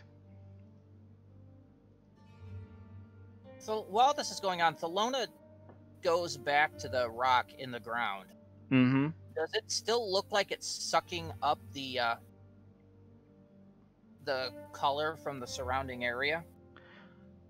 You're looking at it, it doesn't seem like it's the rock itself. It might have possibly been the creatures that might have come down with the rock that was doing this. But it doesn't seem like it's doing it now. The rock itself, no. It doesn't seem like any more color is being sucked out of the area, no. Okay.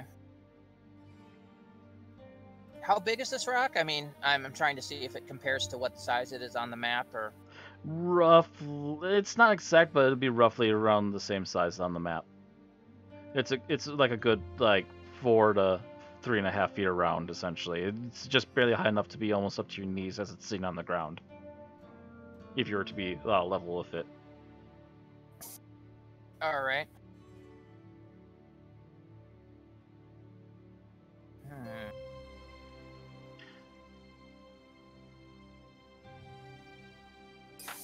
I will say also again that it was porous material, so it looks like there's like little pock holes that go throughout it. It is dark from the crash landing that it apparently must have taken. But the top seems less burnt than the rest of the sides do, and on the top you can tell it's a much more brighter colored rock than what you're seeing around the area. It's definitely not the same kind of sandstone color you're seeing here locally.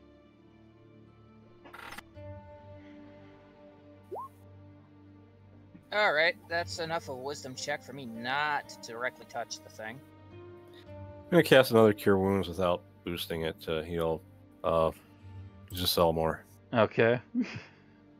Nudging the rock with my sword just to see if it seems to move freely, or...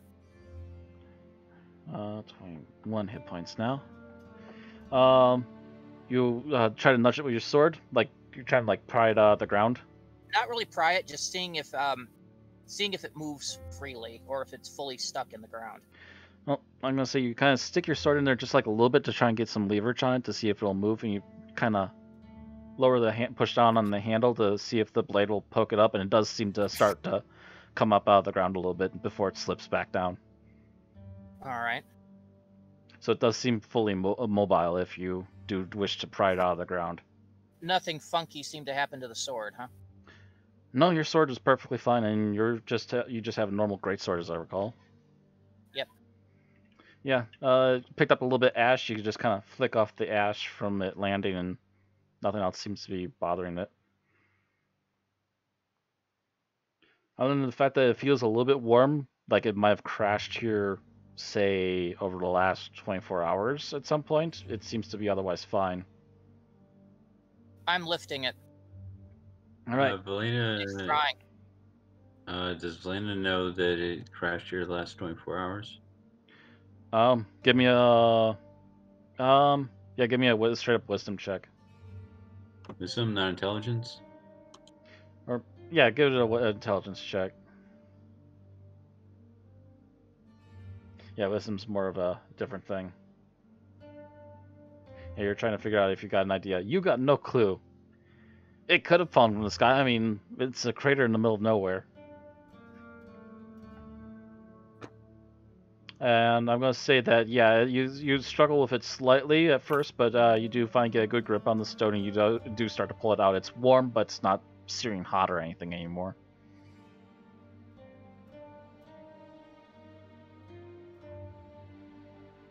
Does does it feel does the surface of it feel tough, or does it feel like I almost could break it with my hands?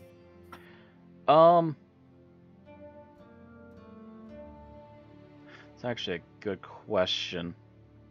I'm gonna say because it's porous, it looks like it might be breakable with a little bit of fighting with it, but it doesn't look like it's gonna instantly break apart very easily. Okay. Like, you might need a tool or something with it to crack it open if you're going to try and, bust this rock, but otherwise it looks like it handled hitting the ground as hard as it did. So it's going to survive what most humans can throw at it for just physical grappling and crushing it. No idea where this rock come from, right? Yeah, you're really not sure. Your best guess is what evidence is before you, but you can't make any for sure guesses on it. Can I guess not where it came from, but its general direction it came from? The fact that it's just like an impact crater, you just kind of look at the crater, look up at the sky, shrug. It's like, again, it's like the only answer you really got. There's not really much else guessing you can do about it. So can I guess it came from the sky and guess if any kind of events happened recently that would cause this? Like, say, hearing that loud bang from the desert a couple of sessions ago? A loud bang from the desert a couple sessions ago. When it was the gods calling Blana? Oh, like if it was that thing that did it? No, that was like the other side of the sea. Whatever caused Yeah, this well, was ways away. You can guess that that had nothing to do with this. Well, my guess is not necessarily that goddess, but something else similar caused this. There's definitely no evidence of that. It's no evidence of any of the deities that you're aware of being able to or having recently done anything to do this. Okay, so It just no clue. it's not uncommon for strange things to follow the sky. It's actually more common than you would think once in a while. Right. Blana just looks And dumb up and- even further sessions back than this, you remember the weird event where the sun went basically twilight and weird stones fell out of the sky then too. Right. This seems to have been a more normal drop as opposed to whatever that bit of almost magical weirdness was. Right. So, in a fit of curiosity, once I'm out of the field and onto the path, Mm-hmm. I'm going to put it down, pull out my pack, pull out a hammer and a python, and see if I can actually get a purchase in that thing with the python. Okay, you're going to try and crack it open on the road then? Yeah. All right. I'm going to say roll me a strength check with advantage. Like, you don't even need to be raging for this. You get advantage on this because you're using some decent tools for this particular job. Ooh, wow. You can still roll advantage. Oh, actually, your green dot says you already are advantage. Okay. Yeah, you take out the road, you pull out the python, and you pull out the hammer. Tink, tink, tink. It starts to sink in. You give it another good crack, crack, and as you see it almost starting to spread open. Is it the same material completely through? It takes you a moment to pull the piton out, and you look in there. It does seem to change color towards the middle. Alright. Start to see if I can, just hammer away various parts of the surface and start peeling it out. Okay. Let's say we give you like 5 minutes, and you start slowly teasing this thing open. In that 5 minutes, anything else anyone else wants to do? The magic sword goes away after a while.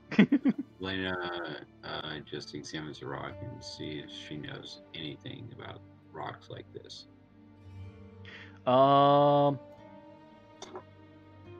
Actually, I would say that it falls enough just within it. Give me a history check. History check. Give me actually decide between a history or oh, actually, never mind. Your history is good enough. This you're not sure yet, but this looks like it could have been a star metal fall with an unusual outside that might have brought whatever those things were with it. As you're kind of studying this and thinking about those creatures again, you realize the name that most wizards and witches give them is the color from the outer darkness. It is believed that they are somehow attached to the same plane of existence that the elder gods are attached to. Ooh. Oh, joy! What these creatures tend to do is they tend to absorb all energy and life around them, and that includes absorbing the energy to such a degree that it just becomes colorless in the area around it. So you just basically, as you're looking this over, you suddenly realize what these things were, and you're lucky to have survived them. Because they're also known to take a particular interest in living creatures, and if they can surround them well enough, they like to absorb the life right out of them. Talona's completely oblivious to this, as she's Yeah, chipping away this at is the not rock. something that she's saying publicly, by the way. You're over here Yeah. cracking this rock open right now. Mm-hmm. Velena's just gonna go. Let's not focus on what those things were. Let's focus on this. This may be star metal. That's wonderful. Not focus about what the awful things that could have been, what could have happened. You Just focus on the positive. You say star metal. Talona's eyes get very big, and suddenly she smiles very wide. Okay, yeah, I'm gonna say that hurries you up a bit. Instead of 5 minutes, you're only taking 4 now and cracking a little bit faster. And eventually the porous rock does all fall away, and eventually you do find the center mass of this thing, and you do find this bright blue stone in there that looks very possibly to be star metal. Oh. And you just start That's going chiseling in my all the bag. extra off. Once it's brushed off, that's going in my bag. Mm-hmm. You got your first chunk of star metal. Work towards a sword. It's gonna be a big one. And Valena keeps trembling on. Let's not focus. Let's focus where they come from. Just focus on star metal. Don't focus about the elder ones. Keep saying that louder, people are gonna notice if they haven't already. That's kind of. I don't know. I forgot what I was going to say. And Valena just goes, and now we're done. We're just walking. We're walking. We're going to pretend We're getting this back on never the happened. horses, and we're walking. We're walking. Thank you for this information. Yeah. Velena's acting really suspicious, and Azina's getting freaked out while she's acting overly protective of Giselle for some reason, and nobody knows why.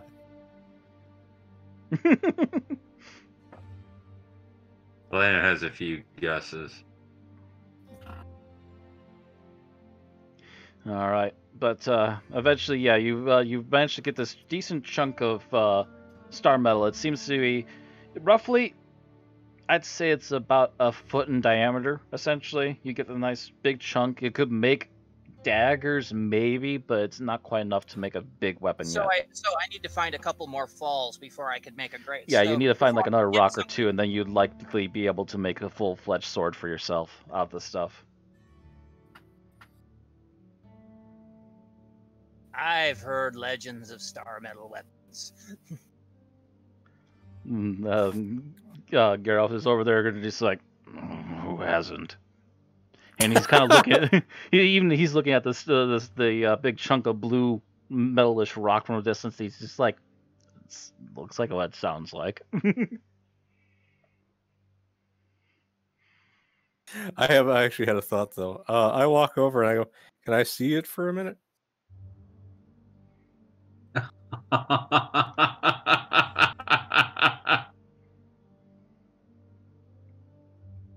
Crickets are chirping. For a moment, as she reaches into her bag, picks it up, holds it out, but makes sure that she's keeping her eye on it at all times. I actually said, just, you can hold on to it. Just hold it there for a minute. And I placed my hand on it and I cast Identify. Oh, okay. Basically trying to make sure you know what this thing is. Yeah, that'll tell us if it actually is star metal. You identify it, and immediate feedback is, this is some powerful shit. This is definitely star metal. I just smile and go, "Yep, that's what it is."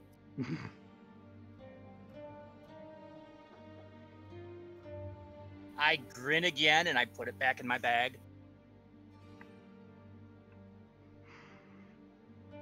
The first chunk. Have many more chunks if people are going to properly upgrade all of their gear. So, Valena rides up towards Azina and just goes, "So,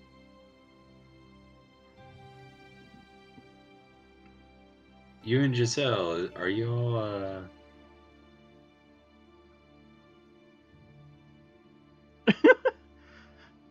Azina just goes, "Nobody touches my scout."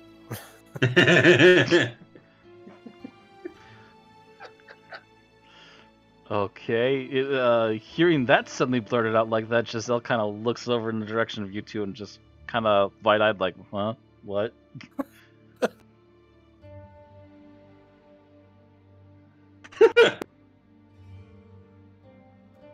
What did I just hear? I barely just heard half a conversation. What? Blaine just politely smiles and nods. He goes, and she's just gonna go whisper in Ozzy in his ear, "Trash roll spells. They work for me." Wait, what? Try rose spells that work for me. That's what she whispers. Try robe spells? Rose petals. Oh, Oh, God. You whispered that really awkwardly. It's like, what? Yeah. When you're saying your character's whispering, you don't need to actually whisper yourself. Right. Well, it's good for effect, but only if you can be heard clearly while doing it.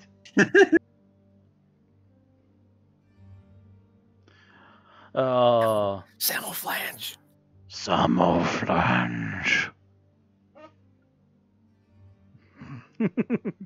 Thundercats. Anyway, I assume you, after clearly identifying it, you're all ready to get back on the road again.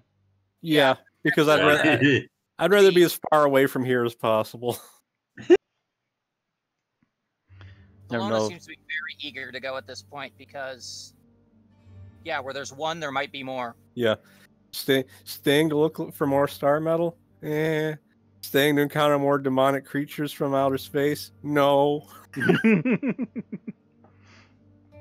Oh my gosh! Star metal? It's like more color monsters that'll try to absorb the life out of your carcass.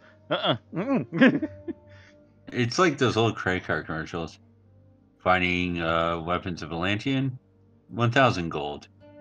Finding star metal, 500 gold. Encountering demons that can otherwise destroy you, priceless.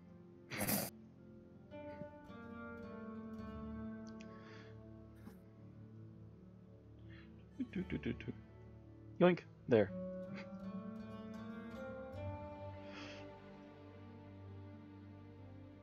All right. Yeah. So, assumingly you guys get back on the road.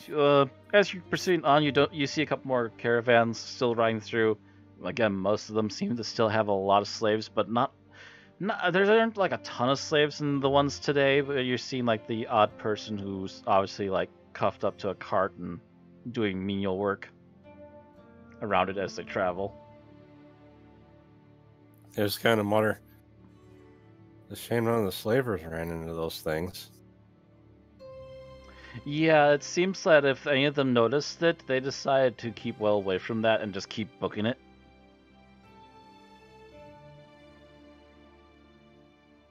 Because it is distinctly possible that one or two of them might have seen it and just went, tempting but no.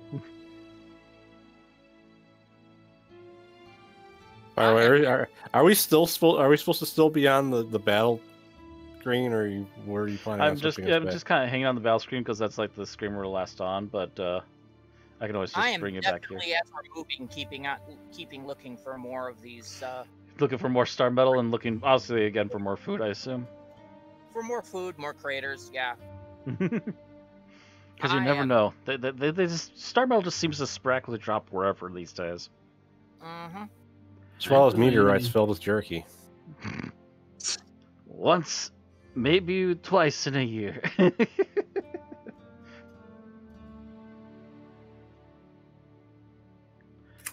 And only in very strange locales and given moments. But anyway, okay, I'm gonna say we're gonna go through the rest of the day here really quick before we end for tonight. I there will. We go. By the way, there's the big hunk of star metal. You posted in the chat. Oh, that's cool. Oh, okay. Yeah. Yeah, that's more or less what star metal can kind of look like in its raw form. It is very blue and very easily identifiable when you got enough of the rubble around it cleared off.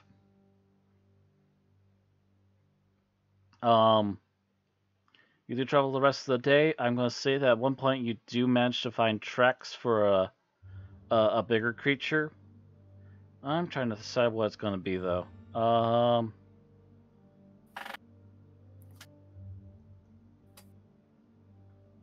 No, it's not possible. Let me see here. Page through really quick. Wait. It's not what I want. I Oh, know it's monsters, impossible, but actually, I know it's impossible, but it would last so hard if it's a bear. We've had the spider leg too.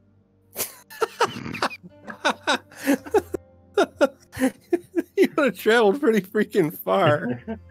Well, when you need to go, you need to go.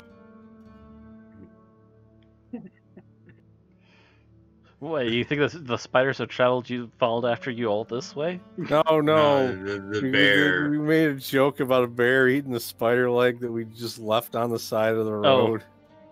And The bear traveled north seeking revenge. Somehow he knew. I'll get them for giving me the shits. You just see him with an apron and just some cookieware, and everyone's all tied up, and it's cooking spider legs for everyone. He's got an apron that says "Kiss the Bear." Yeah, I'm gonna say this is obviously before evening sets in. You do find some tracks, and these are huge tracks. How huge? How huge? You could stand on them and it's barely bigger than you, or barely smaller than you around while you're standing on top of one of these footprints. Do they look humanoid? No, they're mostly roundish. You can barely see where in the front there might have been some toes of some kind. Oh. That doesn't sound good. These look like anything natural? These definitely could be natural. Give me a history check. Give me Nature give me a nature check. Nature? Yeah, nature's a little closer to what you're looking for. You're trying to figure out what this is, and it's something that should be normal. Yeah, nature. Oh, there it is. +4. Nope. With a plus, actually, with a +4. Yeah, that isn't it? 13. Yeah, that'd be just close enough. No, that includes the +4. Oh wait, Yeah. it does. When you do that, it includes the number in. Yeah, never Yeah, mind. You kind of foobarred that. Yeah, that's a 4. That's a 5 + 4. That's what that is. It's nature to know what these are. Yeah. I'm gonna say Thelona just makes it. Thelona? Thelona rolled on it with advantage. Yeah. Oh, excuse me. That was my mistake. Yeah, you need to turn off advantage. I just turned it off. I had it on because my next attack was going to be reckless, but we never got that far. Yeah, give me a reroll in nature. You might Alright. still roll high enough. Yeah, we'll see. Oh, Nope, you rolled even better. Yeah, you look at these things, instantly two things come to mind. Elephant or mammoth? Ooh. That would be a lot of meat. We can be fed for a while on a trip. Big nasty fight. Does Thelona share this information with the rest of us? What is the weather condition we are at? What you mean, like what kind of temperate zone are you in? Yes. It's starting to get a little bit colder, but you're still in a relatively warm area. Elephant, most likely. Oh, excuse me, let me get the accent. Might be elephant. Okay, I think we all have to go for that. And Valina just goes, "Yeah, I knew that," and just walks away, not like he had anyone. Elephant, I knew that. I didn't know that. What's an elephant? Well, it could be worse. This could be Lord of the Rings, and it would have been an Oliphant. Well, in which case, yeah, you'd be standing in that footprint and it'd be twice as wide as you are, and you're just like, oh, hell no. hell It no. only counts as one. Still only counts as one. Only if we get one of the monsters from Rampage to join us in fighting this thing right now. Yeah. Right. I start following Thelona, and I get my sword out. I'm not gonna use my throwing daggers against the freaking elephant. Yeah, I'm kind of wondering what good my bow's gonna be. Yeah, Geralf is hearing hunt and elephant, and he's just like, never seen one of those. I've heard of them. Quickly picks up his maul, figuring this was going to be the chance for the maul today. Looking at the compendium. Elephant's got fucking 76 hit points. And only 12 Oh, armor. wow.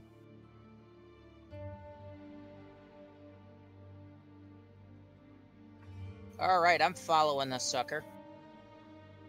So yeah, it takes you only a few minutes, and before you know it, above the distant tall grass, you do finally see the elephant slowly making its march north and a little bit eastward. Trying to avoid the cold zone. Mm-hmm. Trying to stay at least in the mild to temperate zone, temporarily warm zone. About how far away? I'd say by the time you spot it, it's good, maybe like a good 100 feet off. You can catch up to it in a few moments. It's not moving very fast. It hasn't really noticed you guys. It's just looking the other way. Okay, so I know of elephants, but if I shot this thing, would it be more likely to try to charge me, or would it try to run?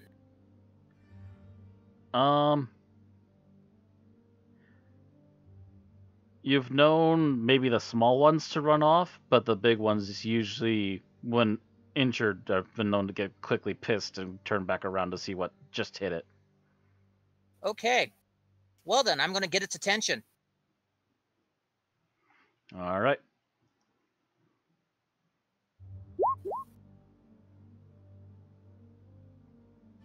That should get its attention. Yeah, Elephant, I'll say. my ass. 23. So actually, I'm gonna pull Let's out give elephant the here. elephant a colonoscopy.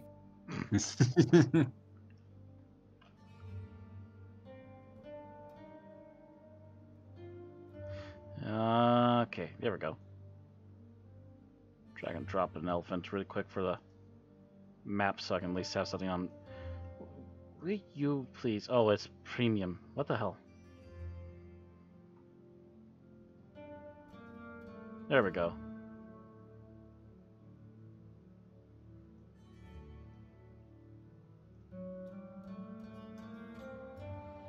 So yeah, I'm gonna say that's quite a ways off, and you definitely hit it.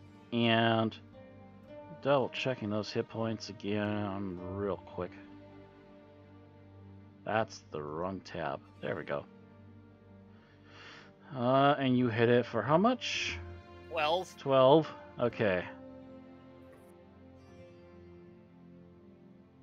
Like I said, I just gave that thing a colonoscopy. Yeah, the arrows immediately tink, and you hear a trumpet and immediately start to turn around. It drags one foot then the other, and then immediately starts charging in the direction of the group. I'm taking that charge time to switch over to my sword.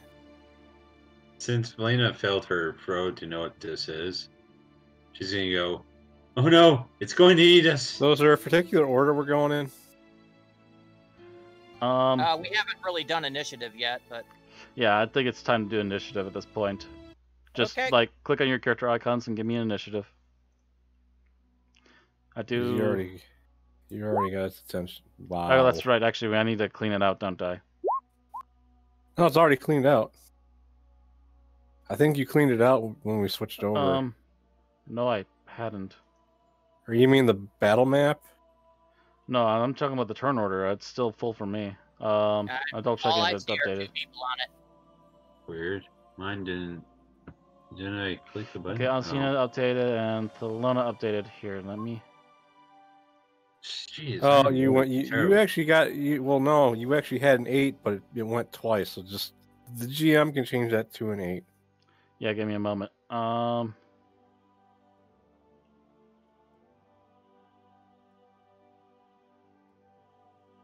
Things you technically don't need to clear it out as long as everybody's numbers update. Actually, it had additional numbers. It didn't just update them. So I'm having to manually remove the old ones. Yeah, that's some kind of bug because for me it's only It's showing because the you guys three are of in a us. different tab technically. So how do I? Okay, yeah, I can just do that. There we go.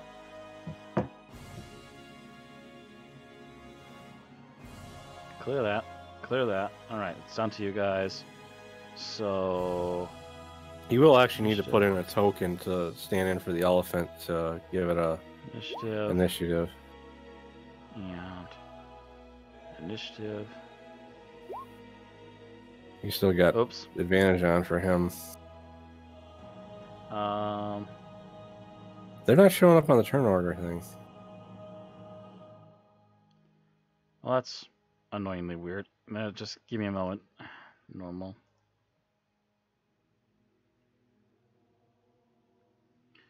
And re-roll that again with the proper numbers. Oof. That dropped them. You did click their token before you clicked the initiative, right? Yeah, otherwise I wouldn't be able to just hit initiative button. Huh. Because for me, it's not showing them on the...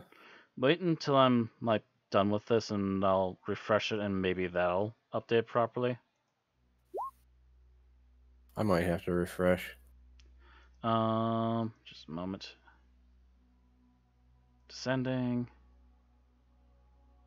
I'm going to try... I'm going to refresh because it's not showing it for me. Yeah, me too. I think something weird happened where... yeah, no, it's still not showing for me. What the fuck? Well, I guess I'll call it since I still have it properly. Giselle is going first. The elephant actually, despite rushing towards you, didn't quite make it yet.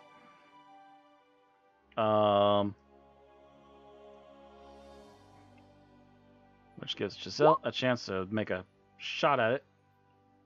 Oh gosh, what was its armor again? 12? Yeah, that doesn't hit. Xena, your turn. Oh crap, I gotta reopen my character sheet because I refreshed. Fuck. Hold on.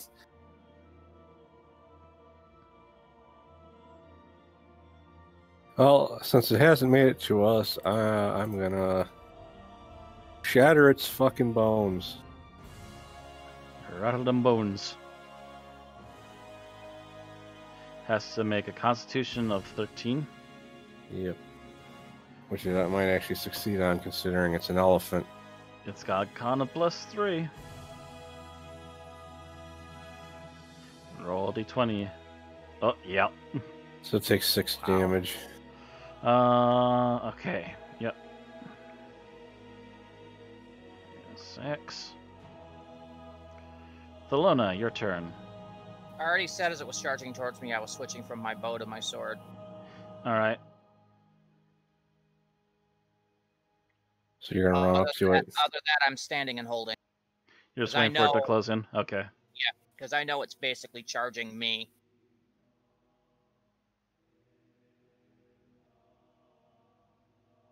Basically, I'm going to wait for it to be with charge range, and I'm going to want to try to skitter around it and attack it from the side.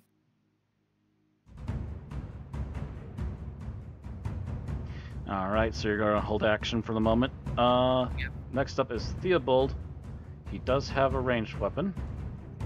He'll still use it for this round. Actually, no, he's going to switch to... He's going to... basically, he's going to move up alongside you and also wait.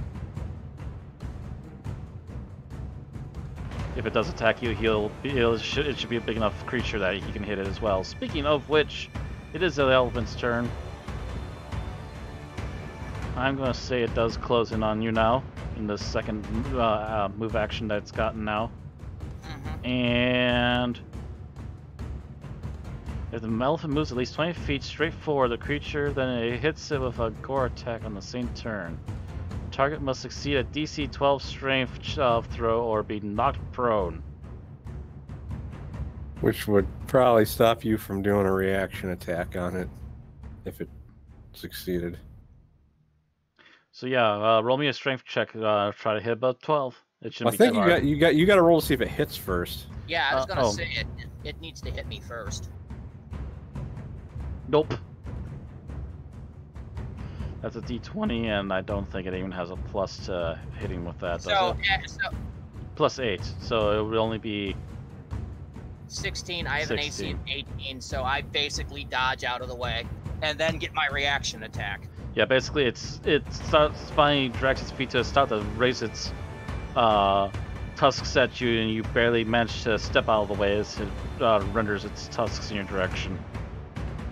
Alright, next, Valena. Valena's I gonna don't get do my reaction a. Oh yeah, you actually, that's right, never mind, sorry, Yeah, you get your because reaction. her and Theobald should Yep, get a reaction attack. both of you were holding action.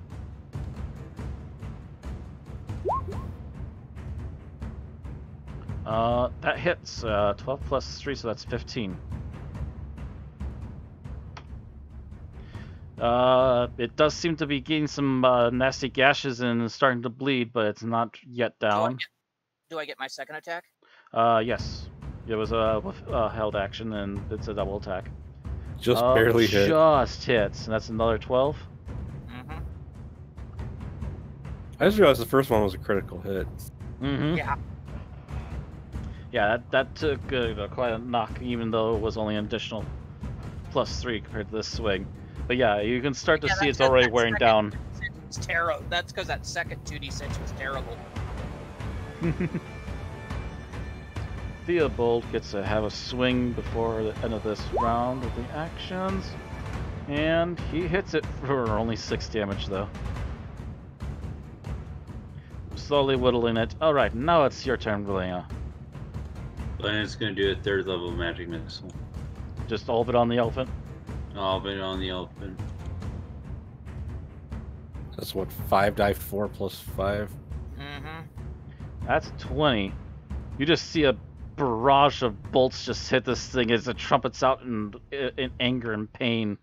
It's bleeding out quite a bit now. And it's now Geralf's turn. 5, 10, 15. And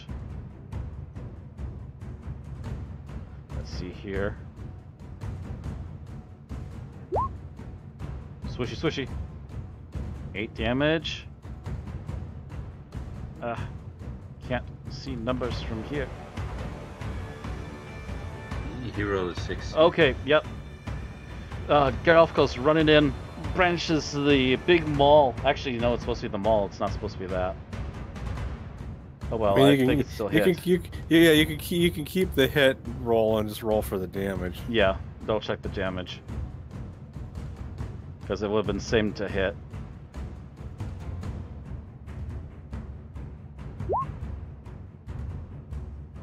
More damage. Ooh, yeah, even more damage. And an even better chance to hit anyway. Yeah, you just see the barbarian roll up with a giant fucking hammer. Boom! You see him instantly blow out a knee. The elephant shrieks out and falls over as it just starts to bleed out and dies. Oh, Wow. that finished it? Yep. Okay. For an elephant, that wasn't that hard. Well, it was one elephant versus all of us. Yeah, And you you got a lot of realize that- attacks of opportunity on that. Elephant has a challenge rating of 4, which means a single elephant is a reasonable challenge for a group of 4 level 4s. We're 6 people.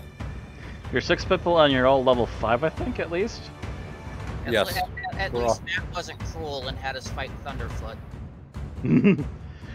As amusing as that would be, no. I'm not going to throw the biggest elephant in the field on you. Alright, so now you got a nice walk back on your hands as you gotta try and figure out what you're going to do with the elephant now. We might as well make camp where we killed the elephant.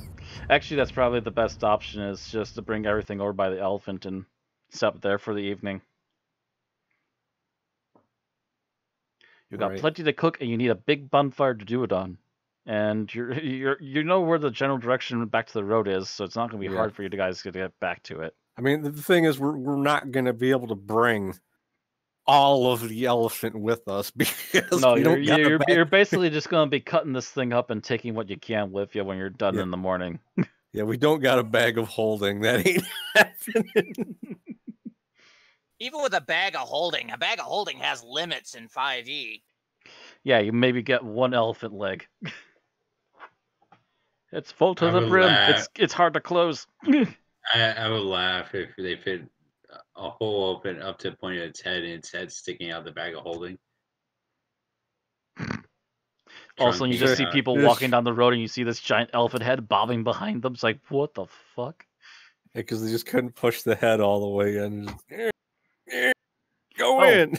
Oh, also, besides the meat, I just happened to think, you guys just got a big source of ivory. Oh, Yeah. yes, we did. Yeah, I you already know- knew that. I was already going to You know what else we got? suckers up. You know what else we got?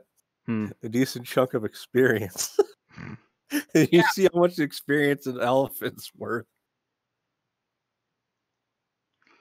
Actually, I didn't check how much experience. It's 1,100. Really? We are That's still not enough to hit the next level anyhow, but we still need the experience from the monsters we fought. Speaking of, let me actually double check everything really quick, because that's a good enough place to stop. Your guys are just going to basically camp here for the rest of the evening and take care of that elephant as best you can. Yep. need That's me a to roll anything for 1,000 that? 1,100. And what? Need me to roll anything for that? As I'm apparently the camp butcherer. Nature or survival, whichever is better for you. Free survival, probably. Yeah, survival. Wow. By the way, so I mentioned what those creatures are in canon. The stats I borrowed for them, because they borrowed the most almost directly from it, is I used Will-O-Wisp stats for those. And they only give you 450 XP each. I'm not surprised. Because their actual hit point value isn't that high. That's still It's just that they're dodgy as hell, yeah. If we 108 XP for the 4 of them. Because the thing is, if you had a party that had multiple spellcasters in it, those things wouldn't be a challenge. The thing is, we're mostly people that rely on our weapons, aside from Velena. Oh yeah, that's because this is a Conan setting, so it's usually not that high magic, and usually Well- magic is seen as evil. Well, not just that, we just have a lot of very basic character classes. We didn't pick no one picked Paladin. Bard doesn't have that much offensive magic. Almost all of my stuff allows them to make a save to reduce how much damage they take, or take no damage at all. Oh, so with the elephant, that the entire combined XP pool is 2,900. 2,900. I mean, Did pop you open. remember to put the wolf in there? Oh, I didn't put the wolf in there, or the I'm not coyote. sure No, I I would didn't. count that because it got one-shotted. It wasn't really a fight. It's still a I still tiny killed it. pool. Yeah, it's still a tiny pool, and it's still something that counts. I think that'd be a thing that only Thelona would get credit for, because we didn't really fight it as a group. Not the direwolf, please. Something else. What did you say the total experience was? Just a second. 2,900. 2,900? Yeah, 2,900. And the additional wolf XP, which Ozzy's forcing to be Thelona only, is 50 XP. I mean, I'm just saying, it doesn't make sense for us to get experience for a fight that was literally just Thelona shooting at that. Like,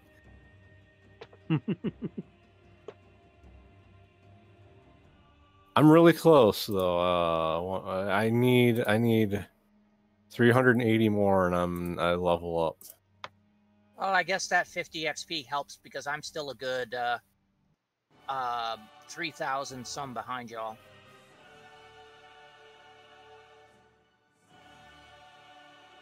All right, because you weren't like given the exact same experience as us. Oh shit. 9. So that'd be technically 13.7. How much XP did we get from the pirate session? I don't remember how much we got from that. But I remember getting experience for that. I just don't remember how Yeah, much I remember giving was. it, but I can't remember what the amount is. I would have to. I'm not even sure if I gave it on camera either, so I'm not sure if I can backtrack on that.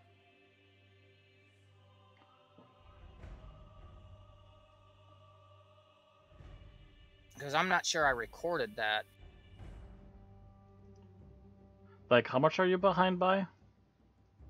I'm at 10,770 out of 1,400. Or 14,000. 10,007. 70. Yeah. That sounds really close. That might be the difference, maybe. That's about what I was at before we started this session. But the thing is, we had already had a couple fights as level 5s when Thelona joined us, and I think that Thelona's experience was just set to whatever was needed for level 5. Okay. That's a possibility. I'm not sure if I remember to update that or not. I was thinking about updating it to keep everyone at the same XP, but I'm not sure if I did that. Well, here's the thing: if you want to just match EXP with us, my current EXP is 13,620. So just take that plus 50, and that's what you should probably be at. All right. 13,670 then? Yeah. Yeah. Making it probably level up next time. Quite possibly, Yeah. depending on what you guys bump into. Unless we just beat up a bunch of mooks. Are they Well, mooks? we could spend the entire session elephant hunting. I totally misheard that. You go further elephant hunting. The elephants suddenly turn on you. There's a gang of about 20 of them, all racing in your direction. They just come around a corner. It's just like there's just like 3 elephants there, holding bats, banging it on their other hoof. And the thing is if you actually looked at its actual damage, you realize if that thing had actually hit, that would have done a lot of damage because they do 3d8 plus 6 if they hit on a gore, 3d10 plus 6 on a stomp. So like, they only get 1 attack, but a single one of those hits could potentially knock out either Valena or Giselle if either one of them got hit. Why do you think Thelona was sitting in the front? I know that. I'm just saying. Everyone's like, oh wow, we just destroyed that thing and it gave us over 1,000 experience. Yeah, but if it had hit somebody. If it hit somebody, immediately the cleric would have to go into medic mode. But yeah, you guys go searching for more elephants. You round a big rock. You see 3 elephants just waiting there, squinting eyes at you. Meanwhile, behind you, 3 more pop up. Well, Mugsy, what do you got here? I just thought of the elephants slowly approaching, and somehow with their trunks, they're snapping. West Side Story. Yes. Yeah. Yeah. And the thing is, if you think about it, that elephant had more HP than Thelona. By 2. I know, but you're the beefiest person in the party, and it still had more HP than you. Well, with that all said, we're done for tonight. So thank you everybody for watching. Hope you'll enjoy, and we'll see you all again in 2 more weeks for some more Conan Hyborian adventures. See you all then. Have a good night. Later.